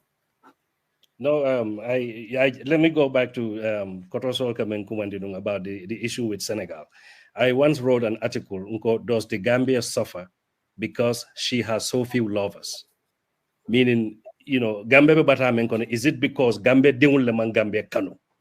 Is that the reason we are suffering? Because Gambia just is unfortunate, like a mother that has sorry for the language, but a mother that has children that just don't feel sorry for their mother, regardless of how much their mother is suffering. Because, and my point was, if you truly love Gambia, you would not sit down and look at other Gambians being abused and you keep quiet. If you truly love Gambia, you will not take from your mother country to satisfy yourself, knowing that what you took, you are taking from your brothers and sisters who are suffering. So I just questioned I guess the probably the word that most people would be familiar with is I questioned our patriotism. How much do we love Gambia? And I had also written an article asking about how much Gambian history do we even know? Because I doubt you can truly love if you don't know. Be it a country or a person. Puru nga buga dara mu jaral la lu nekk fo nga xam ko tuuti, like it has to have value to you. So the question then becomes, how valuable is Gambia to us? And the value of Gambia is the people, because there is no more an important entity in Gambia than the Gambian people. So when Korosol brings up Senegal, Senegalese are very different in their thinking. The Senegalese is able to see beyond himself and see Senegal. A lot of us in the Gambia cannot see beyond ourselves to see ikafuarol menifo until bukawo jeno. Somebody had asked me a question last week. Why are you still why are you still talking? Why are you still doing this? Because in their mind, man, I'm an American citizen. My children are American citizens. I'm almost 50 years old. I don't need a job. I don't need a government job. My mother and father have both passed. Besides the few possessions I have in Gambia, I really don't have anything in Gambia. I'm not suffering. I'm doing okay. Why would I be wasting my time on Gambian affairs? And, it struck me that, this is the mindset of a lot of people in the Gambia. We cannot see beyond ourselves. Because I'm doing okay, that means I shouldn't. All of you here, I mean, everybody seated here in this on this show right now, none of us needs Gambia to advance. But here we are. We are not talking about the UK. We are not talking about Canada.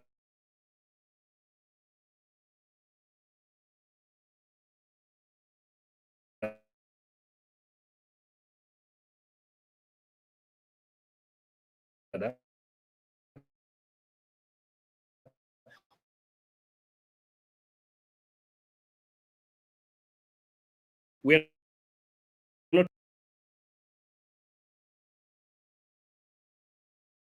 Yeah. Why is that? We could have been doing better things. We could have been doing other things, spending our time doing God knows what. But we are here discussing Gambia.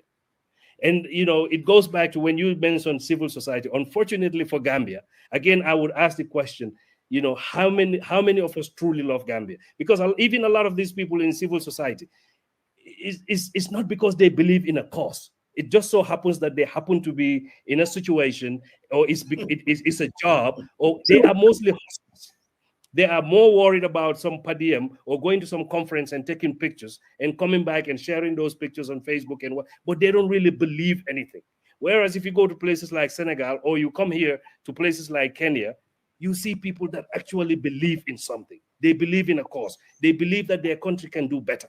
And that because of that, they don't mind putting their life on the line for the sake of their people. The Gambian would not do that. Most of us would never do that. If which is true. I've said this on another show, that a lot of these African leaders are fashionable authoritarians. That's what they are. They just embrace democracy because that's what they are supposed to embrace. But they don't believe in the tenets of democracy. They don't believe in the tenets of the rule of law. They don't believe in these things. But they have to play the game, because that's what everybody's telling them. You have to abide by this. You have to do this. And because they want to be part of the international organizations and they want to get money from people, and because if you look at Yahya Jammeh, he became a pariah. He got to a point where not too many people wanted to deal with him. Barrow does not want that. The people that surround Barrow, they want their visas to go to America. They don't want to be sanctioned by the UK or the US, where their wives cannot go there and deliver babies. They don't want that. So they would play along as much as they can. They would accommodate as far as they can, up to a certain stage, but it's not because they believe in it. And so when we come to Senegal, and these are some of the differences.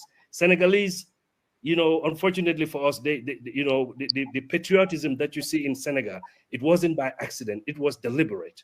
They actually had policies around that to build patriotism in the minds of their people. They are very aware. They know that, Senegal is bigger than the individual self. They know these things. Gambia is not like that. Just today, I put out a statement. I put out a Facebook post about this constitution. This new constitution that they brought in I call it the APRC NPP constitution. It's not the people's will, but the CRC, the very people, the lawyers that drafted that constitution, the CRC team, where is their statement? If they truly believed in what they were doing, you went and talked to the whole nation. You listen to the voices of the people. The people gave you their voices. They told you, they gave you a mandate. You come and write something.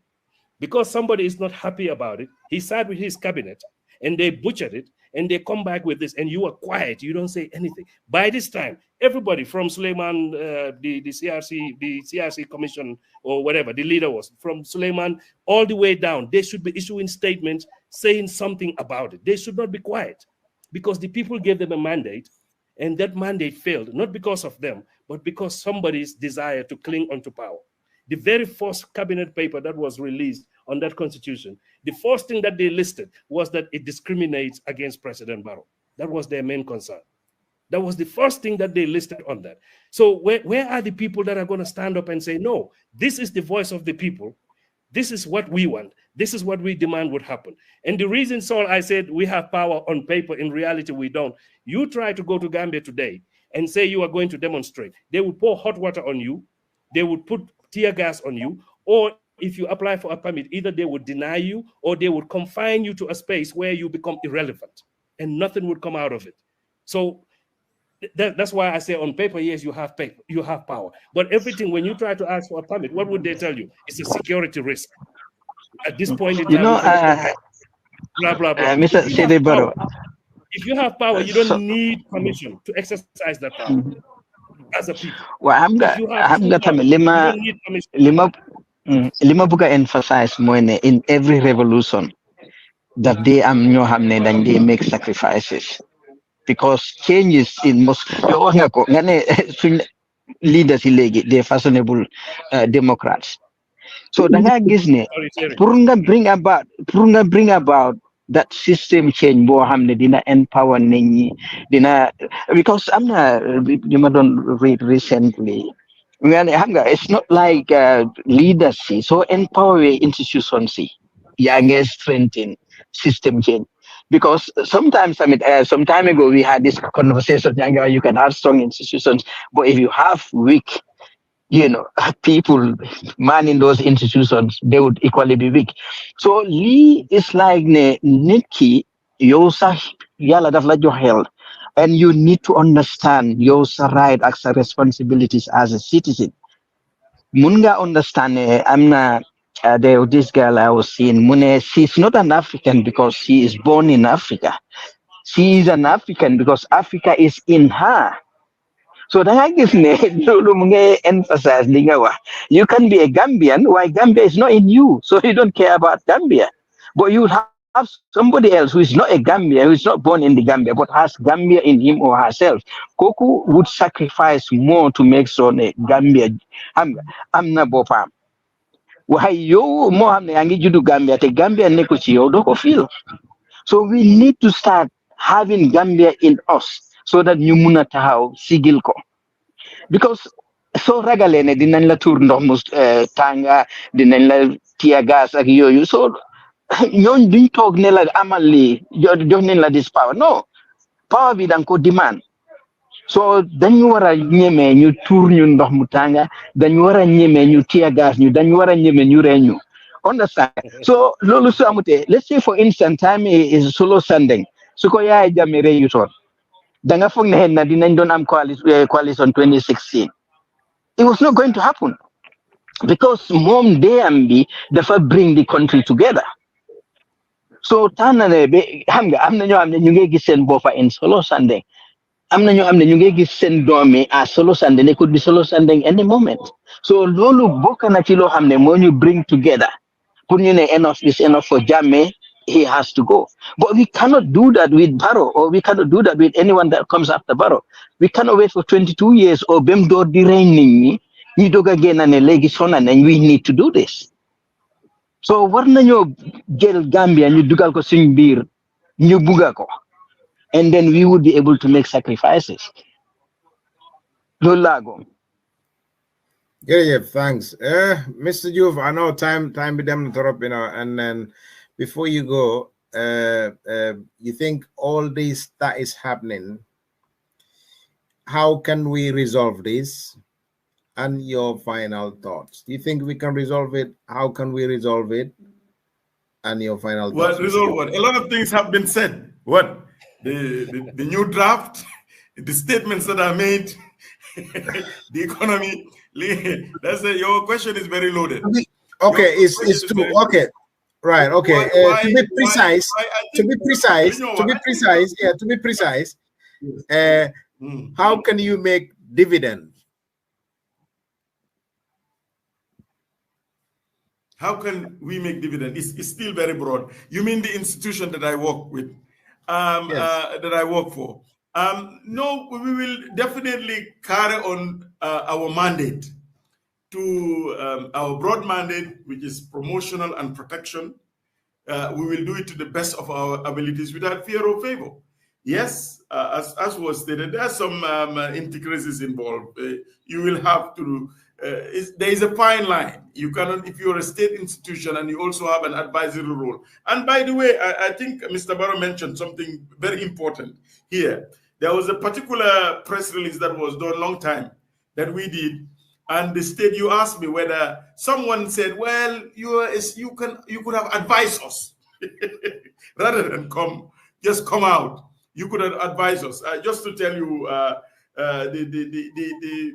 how difficult our position is.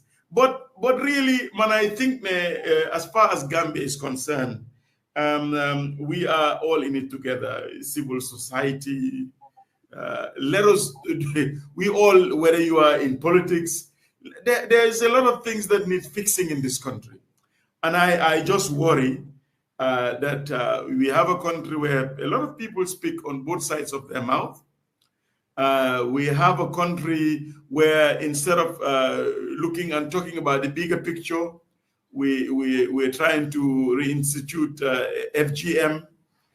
We're a country where we do not condemn corruption or we pay lip service to it.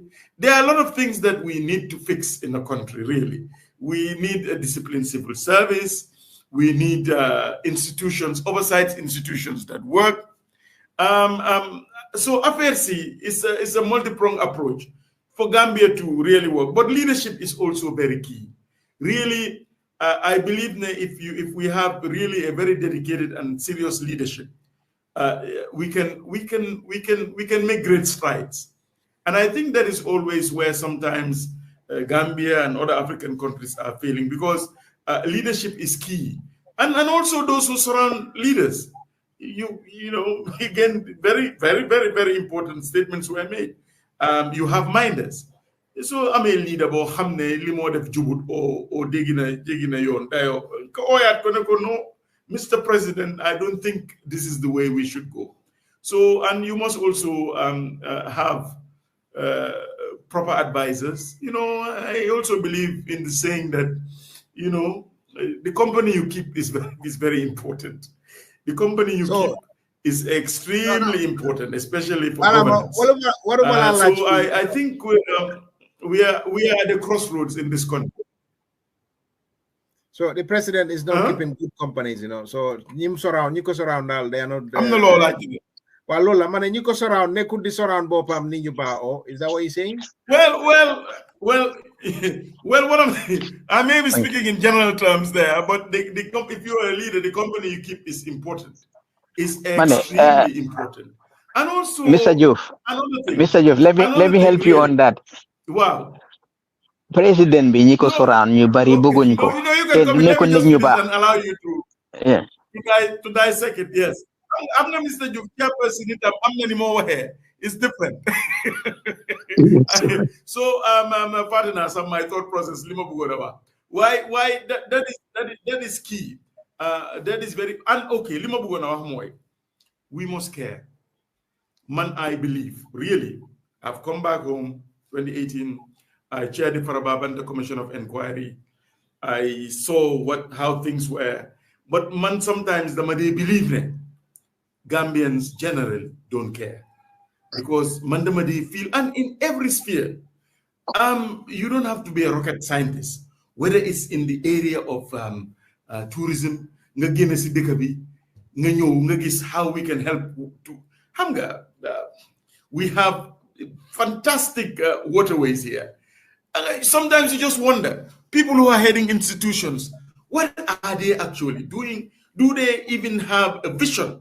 Why, man, to be honest, as a Gambian, Limador to believe, because we are great. You take us anywhere, you take us to the UN, you take us in other countries, and we do fantastic.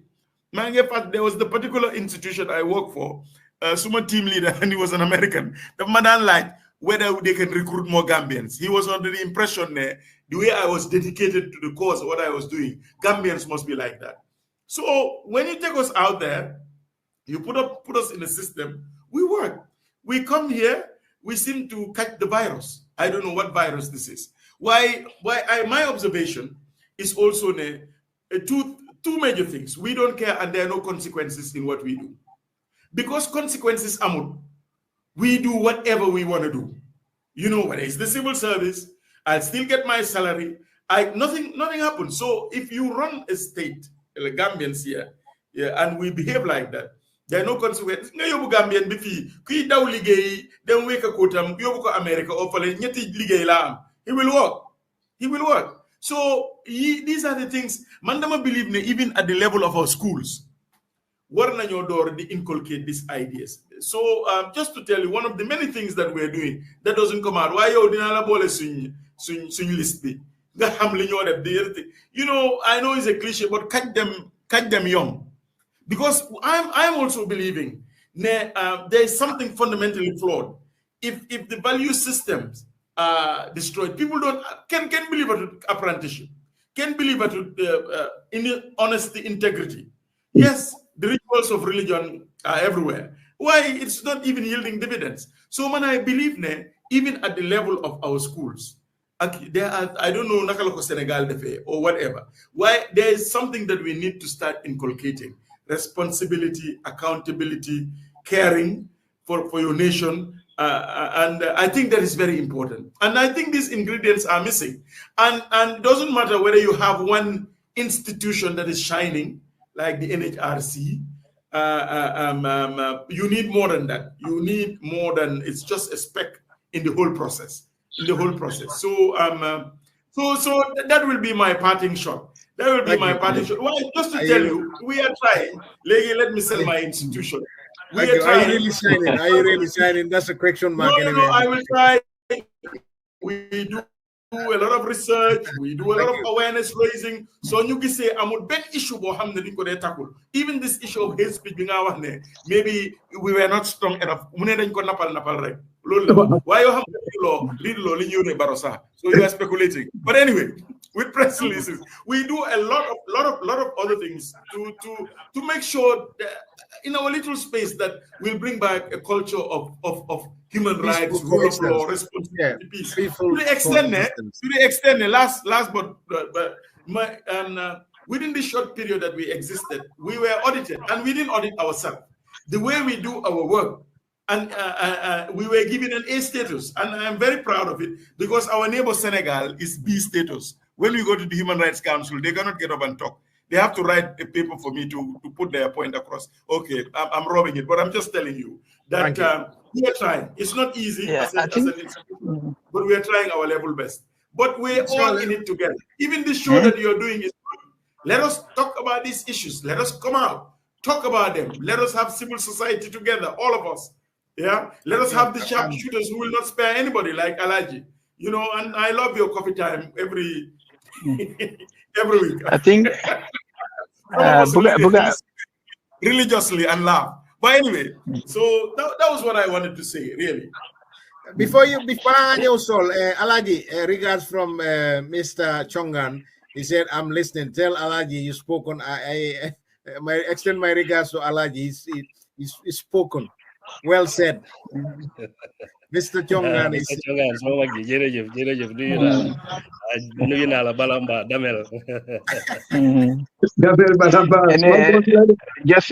just to buttressly catch them young. Mangi said and Jamai Mungi don't have a conversation with some, I think 8 or 10-year-old Senegalese fale. So Munglen don't want Senegal and new pour tap oil. Mungi wa hale yo 10 years any amount bi Senegal I foog na about 10% dinañ ko denca pour yeen so len magge elek ngeen am fi ngeen a soxandeko ak di xam nga di express the process. So 10-year-old yooyu mu ngi engage yooyu di leen wax Senegal am nañ lii ak lii la ñoo def. So loolu mu ngi dëgëral li Mr. Diouf wax catch them when they're young. Sometimes we need to teach these people. Xam nga ñu xamal leen Alaaji wax na ko xam nga nit ki bala nga ko buga nga xam ko nga xam the history. A lot of people so leen laaji about the Banjul Declaration xamuñ ko musu ñoo gis statement boobu kañ la Gambia am independent am nga all those things ñana fa nekkoon Francis Small lan la contribution ñëpp ñu am na ñu bari xamuñ ko léegi am na ñoo xam ne xamuñ Jawara jàmm rek lañ xam because eram lañ xam so da nga gis ne lii yëpp dafa important ñu catch ko at an early age so seetle Europe America xale bu ndaw 6-year-old 5-year-old su waxee da nga foog ne adult mooy wax because kooku yaa ngi ko yar pour mu am confidence mu mun a express boppam waaye da nga gis adult Gambian bi dafa waayoo sa du la mun a xool si bot da nga waxtaan adult Gambian du mun a am conversation boo xam ne xam nga dafa substantive du talk about ideas or issues du am xëy na seen xam nga street language yooyu nga dégg ak yooyu so beneen bi mooy ne xam nga njiit bi wax nga ne Gambian si suñ génnee outside dañ dee xam nga excel very well waaye ñi si gën a bari suñ delloo si kër gi xam nga they rough waaye ñooñu man li ma gëm mooy ne because outside amuñ but they have to comply waaye nit ki place ak alel do they change nit daf they expose yow kañ nga who is the real person so su fekkee ne yow yaa ngi in the struggle yaa ngi doon hear about against injustice yaa ngi doon hear against dictatorship yow nga ñëw nekkaat in a government boo xam ne am nga opportunity pour proof points ak yooyu yi nga doon hear you doing otherwise it means ne yow dang doon hear démba because of sa njëriñ te am nga njëriñ boobu faalewtoo loo doon hear démba so loolu mooy attitude yi Gambian bi Alaaji mu ngi fi bi mu demee si TRRC bi mënoon naa def naka la sudul noonu mu collecte xaalis waaye am na certain changes yoo xam ne def na ko fa nangut gaay korop ko ñu ngi ko won ne lii mun ngaa amee fii mun ngaa def nii mu ne non du ko def am na ñoo xam ne sax help na leen ñoo xam ne ñu ngi si police bi ñu ngi si army bi senior officers so su amoon na ni moo mel dafa toog foofu rek am xaalisam so dafa mel ni moom lim doon xeex démba xeexut pour ñëpp daf doon xeex pour boppam so Gambian boo xam ne outside nu mun di def su fekkee ne is a genuine Gambian gëm na li moo def su duggee si nguur gi dina mun a def the same thing understand and am na ñoo xam ne offer nañ leen positions in the government mënuñoo dem not because bëgguñoo dimbale seen réew waaye dañ feel ne su ma demee I may not be able to work with them te dinañ ne wa yow de démba yaa ngi doon wax li yaa ngi doon wax lele te yaa ngi si nguur gi yaa ngi ne muut so nga bañ a dem nga sàmm sa ngor moo gën nga dem ba pare ngay def naka la sudu noonu ngay jëlkati so Gambian bi man li ma gom daal gomut boppam oo bugut Gambia loolu rek la waaye until we start taking this discussion to the next level comme li Moustapha wax at least ñu aasi little action then duñ mun a achieve a lot dañoo continuer di wax rek so il faut ñu jël ko yóbbu ko to next level jërë ngeen jëf jërëjëf Aziz your thoughts your observations li ma waroon a njëkkee lay mujjee mooy ne am naa mbégte trop pour toog ak ñaari kilifa yoo xam ne definitely suma role model lañ Mr. Diouf yaaga naa la toppa trop and to be quite honest I want to admit ne yéen a ngi def a good job especially yow Alhaji Barrow I bought your book suma boss jël ko nangut ma ko jox honestly it's being read by some professors here at Dalhousie University fi may liggéey and it's just suma boss moo ko gis rek mu read ko and then he took it away but that tells you how important it is. Wow. To be quite honest. Wow.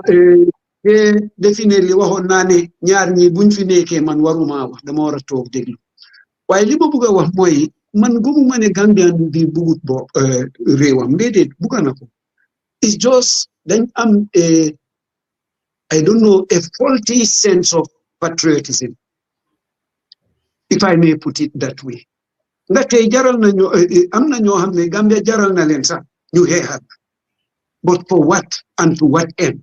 That's the question. And that comes back to lan moo ma cee nekk.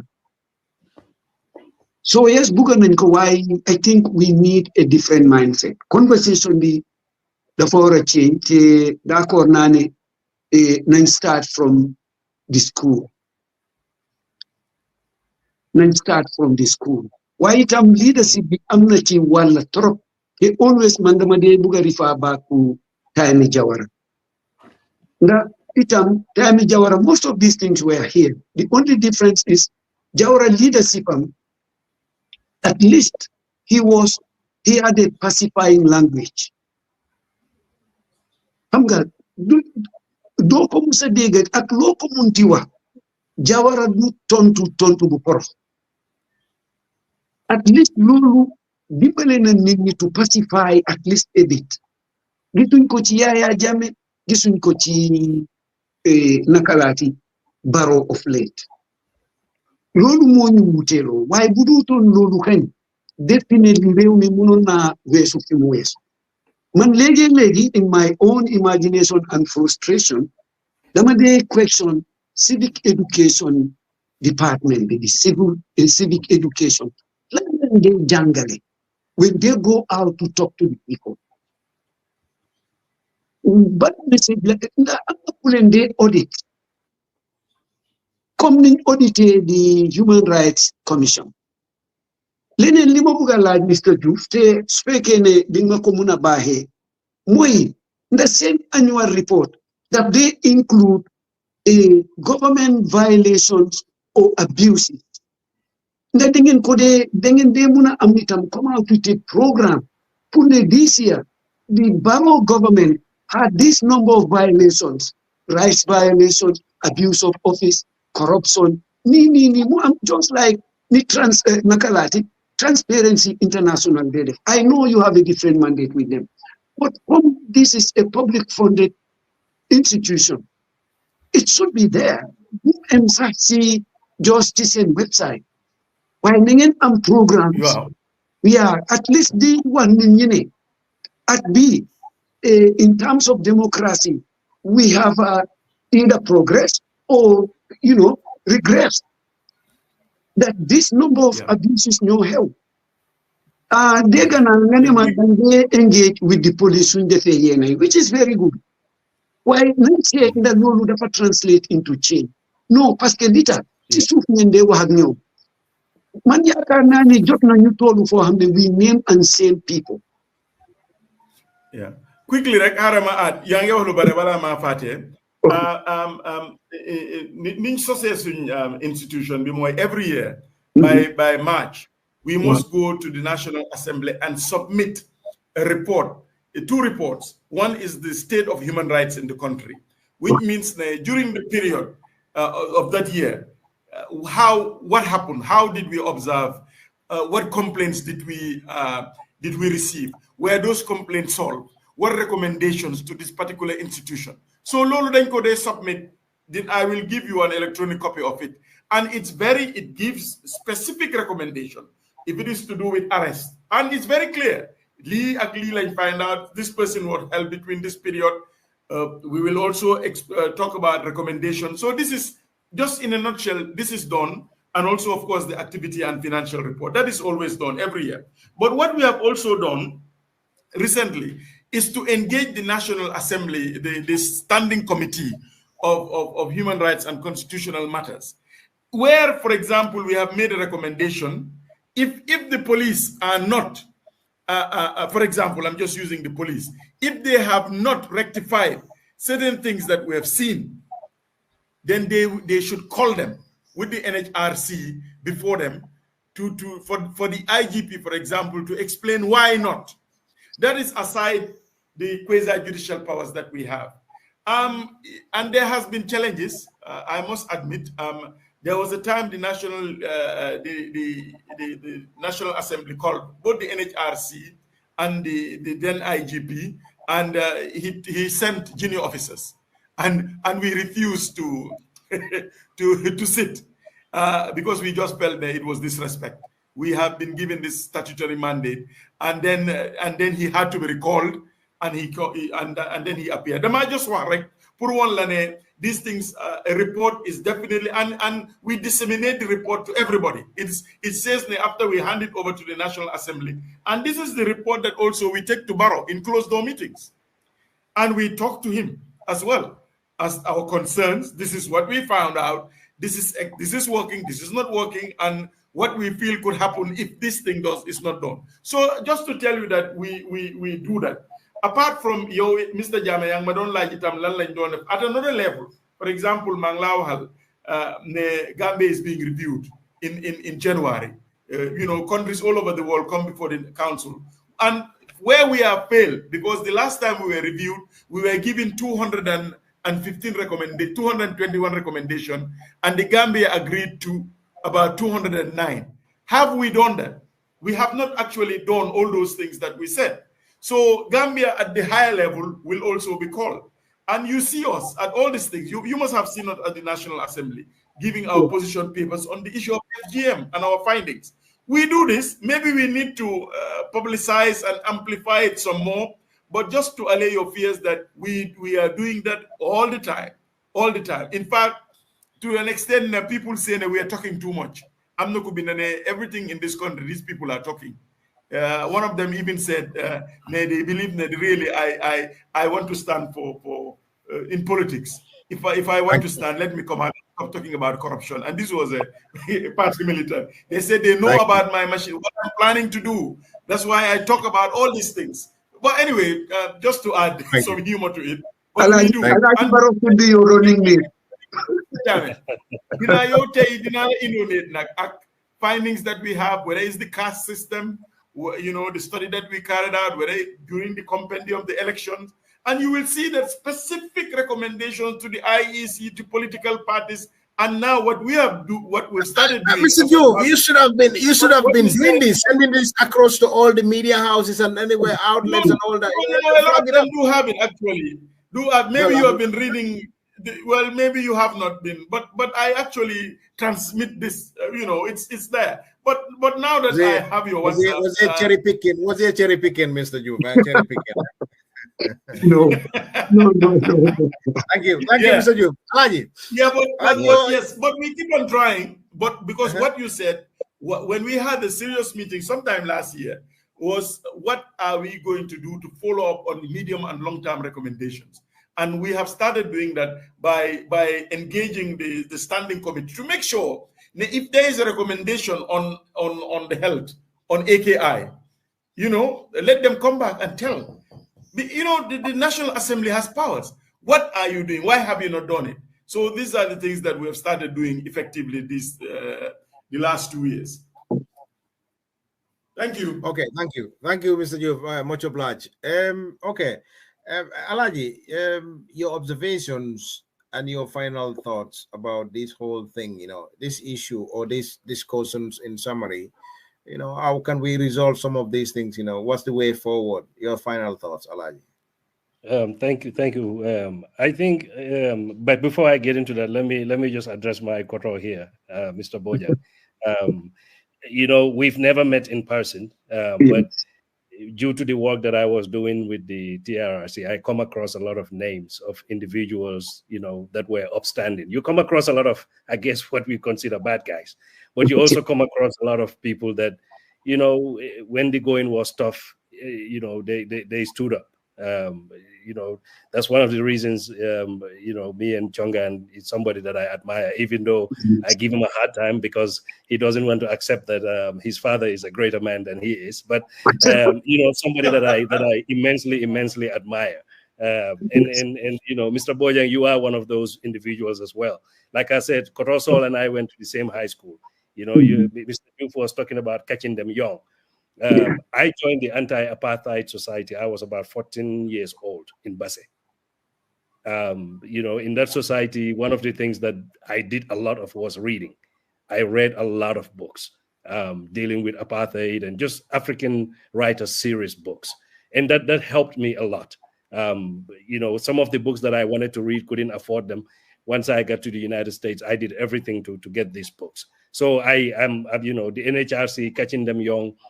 On my last visit, I went to a high school where I had, some time with some of the students at the school, and, they ask all kinds of questions. I usually try to do that when I go to Gambia. I try to meet with young people on my own, just like something I do as an individual. But just as, I think it was Kotosol that also mentioned something along the lines of not relying on other people to do for us what we can do for ourselves. And that is the issue for us Gambians. Like, for instance, the NHRC. We are looking at the NHRC. NHRC is just one institution in the Gambia. There are a billion other institutions that should concern themselves with human rights situations. This includes religious bodies. This includes civil society groups. But, with what was said, for instance, on the statement of President Barrow, how many religious leaders or religious organizations did you see come out and say something about it? Because what he said does not jive with religion, because it's disrespectful. It does not jive with religion. So why were they silent? It doesn't jive with our humanity as Gambians, as brothers and sisters, people that call each other my brother, my sister. It doesn't jive with our so-called values. So why were many of us silent? What about all these other groups? Why were they silent? And why are we not holding those people accountable? Yes, it is the NHRC that is, I guess, the phase of human rights. But human rights is everybody's business. I shouldn't sit down and see you get violated. And Mr. Juve was mentioning individuals that used to condemn. I've had people that literally came out and said how much they hate me. They cannot stand me. But when they got arrested, I was one of the first people to raise my voice against their arrest because I thought it was abuse, notwithstanding my personal issues with them. Because I know if it could happen to them, it could happen to me. And when it happens to me, I would want somebody, regardless of how they may feel about me, to stand up for me and say something about it. So these issues are, these are issues that go beyond the National Human Rights Commission. This is everybody's business. We can point fingers at the NHRC and say, you are not doing A, B, C, D, and rightfully so. If that's how we feel, rightfully so. But as Kotrosol was saying, as individuals, as religious leaders, as people that call ourselves Muslims and Christians, and we, one of the things we brag about is we are 95% Muslim country. What are we doing about these things that do not jive with the religion that we claim to belong to? So for me, it's about individual responsibility. That's where it starts. Before I point fingers at anybody else, I would make sure on my own little platform, I have my little Facebook platform and my little coffee time platform. If something happens, I have a duty to my fellow human being, to my fellow Gambian, to my brother. I have a duty to tell them what happened to you is wrong. Even if that is all I can do about it, I have that duty. But that's a solemn duty on every single one of us too. It shouldn't be that because I don't like Kotrosol, something bad happens to him, or I don't like Aziz, something bad happens to him, I keep quiet. It shouldn't be that. I should see his humanity before I think of any problems or personal feelings I have towards him. And you were mentioning about the, I think, Mr. Aziz, you were asking about the National Council for Civic Education. I used to pass by their office. I think it was in Kotu area, if I remember correctly. Yeah. Like I said, you have to believe in something to actually invest in it. These folks don't believe in civic. The more ignorant the Gambians are, the better for them. I've always argued that this whole government system is a scam. It's all about, help me, give me your tax monies, let me get rich on your back. As Gambian citizens, all of us have traveled outside. You can point at things that the government provides for you, tangible things. In the Gambia today, senior government officials, when they get sick, they may go to these private hospitals, but when the going gets tough, they go outside. If any of us happen to be in the Gambia and we're not part of that group, you're gonna die in Gambia. Free cars, free. It's supposed to be service to the people, but it's more like service to yourself. The people are there to serve themselves first. Government exists to serve those in government first and foremost, before they even think about the people. That's why you see all this, judicial bill wanting to, reward themselves even after they die, and because they are thinking about themselves. They want to serve themselves. They want to make sure they are okay before they think about the little man or little folks out there. Well, Mansakunda is not for Fuaro. Mansakunda is for people that are in Mansakunda. Those are the people they think about first and foremost. And when they are done, the leftover, if anything, that's what they give to the people. That's why you have terrible hospitals, you have terrible schools. Their kids don't go to the same schools as regular people. They don't go to the same hospital. The most fundamental needs of human beings, you don't share with senior government officials. They have their own, you have your own. And if that is not a scam, I'm not sure what is. But for me, that's how I see this whole arrangement. I see it as a scam. But also, again, it comes down to individual responsibility. Somebody is scamming you, telling you, I'm a civil servant, I'm a public servant, I'm here to serve you. But you see that person driving a nicer car, living in a free home, don't have to worry about network because they have generator or they have other sources, alternative sources of power. You, the person that they are supposed to serve, you don't have any of that, but you are the one that's paying them. Your money is what's paying their salary. They're living on your back, leeching off your back. But the things that they have, you cannot have. And you think that's an okay arrangement. It's not. So I'll shut up here and stop here because I don't want to take over the rest of the time. But no, again, Koroso, I'm in line with what you said. It comes down to individual responsibility. First of all, let's ask the question, what am I doing about this situation? Before you say X, Y, Z also need to do so and so. Because ultimately, like I said, the NHRC, yes, it's supposed to be independent, you know, whatever. The government, I don't know if they provide them with any, but I know for a fact that if they want to shut them down, I know for a fact they will find ways, they will shut them down tomorrow and nothing will come out of it. Right. Thank you, Alaji. You know, thank you all, you know, for your time, energy, and effort. Mr. Juve, thank you for your time. Thank you, Aziz. Thank you very much, Saul. That is it for this week edition of our weekly civic education program. We'll draw the curtain here today from Skype Radio and TV Services Studios, West Yorkshire, Leiston, Selmount. Regards to Onde Jabate and the rest of the team, as well as Bamba and Mr. Chongan following. Thank you. Thank you very much, Alaji. We'll set off from here. Okay. Thank you, sir. Thank you. Brung lamarlan lingi veral mobe dawda ni be watu wari to nyinon na lokum civic education program o min kaso jang kabon Skype or radio and TV services. Bedana janne fo sibitinala inshallah lokum koteng. Kabon Skype or radio and TV services on Albadi Mala Mustafa Jame member series program o kunna fo sibitinala inshallah. Thank you all and have a good evening.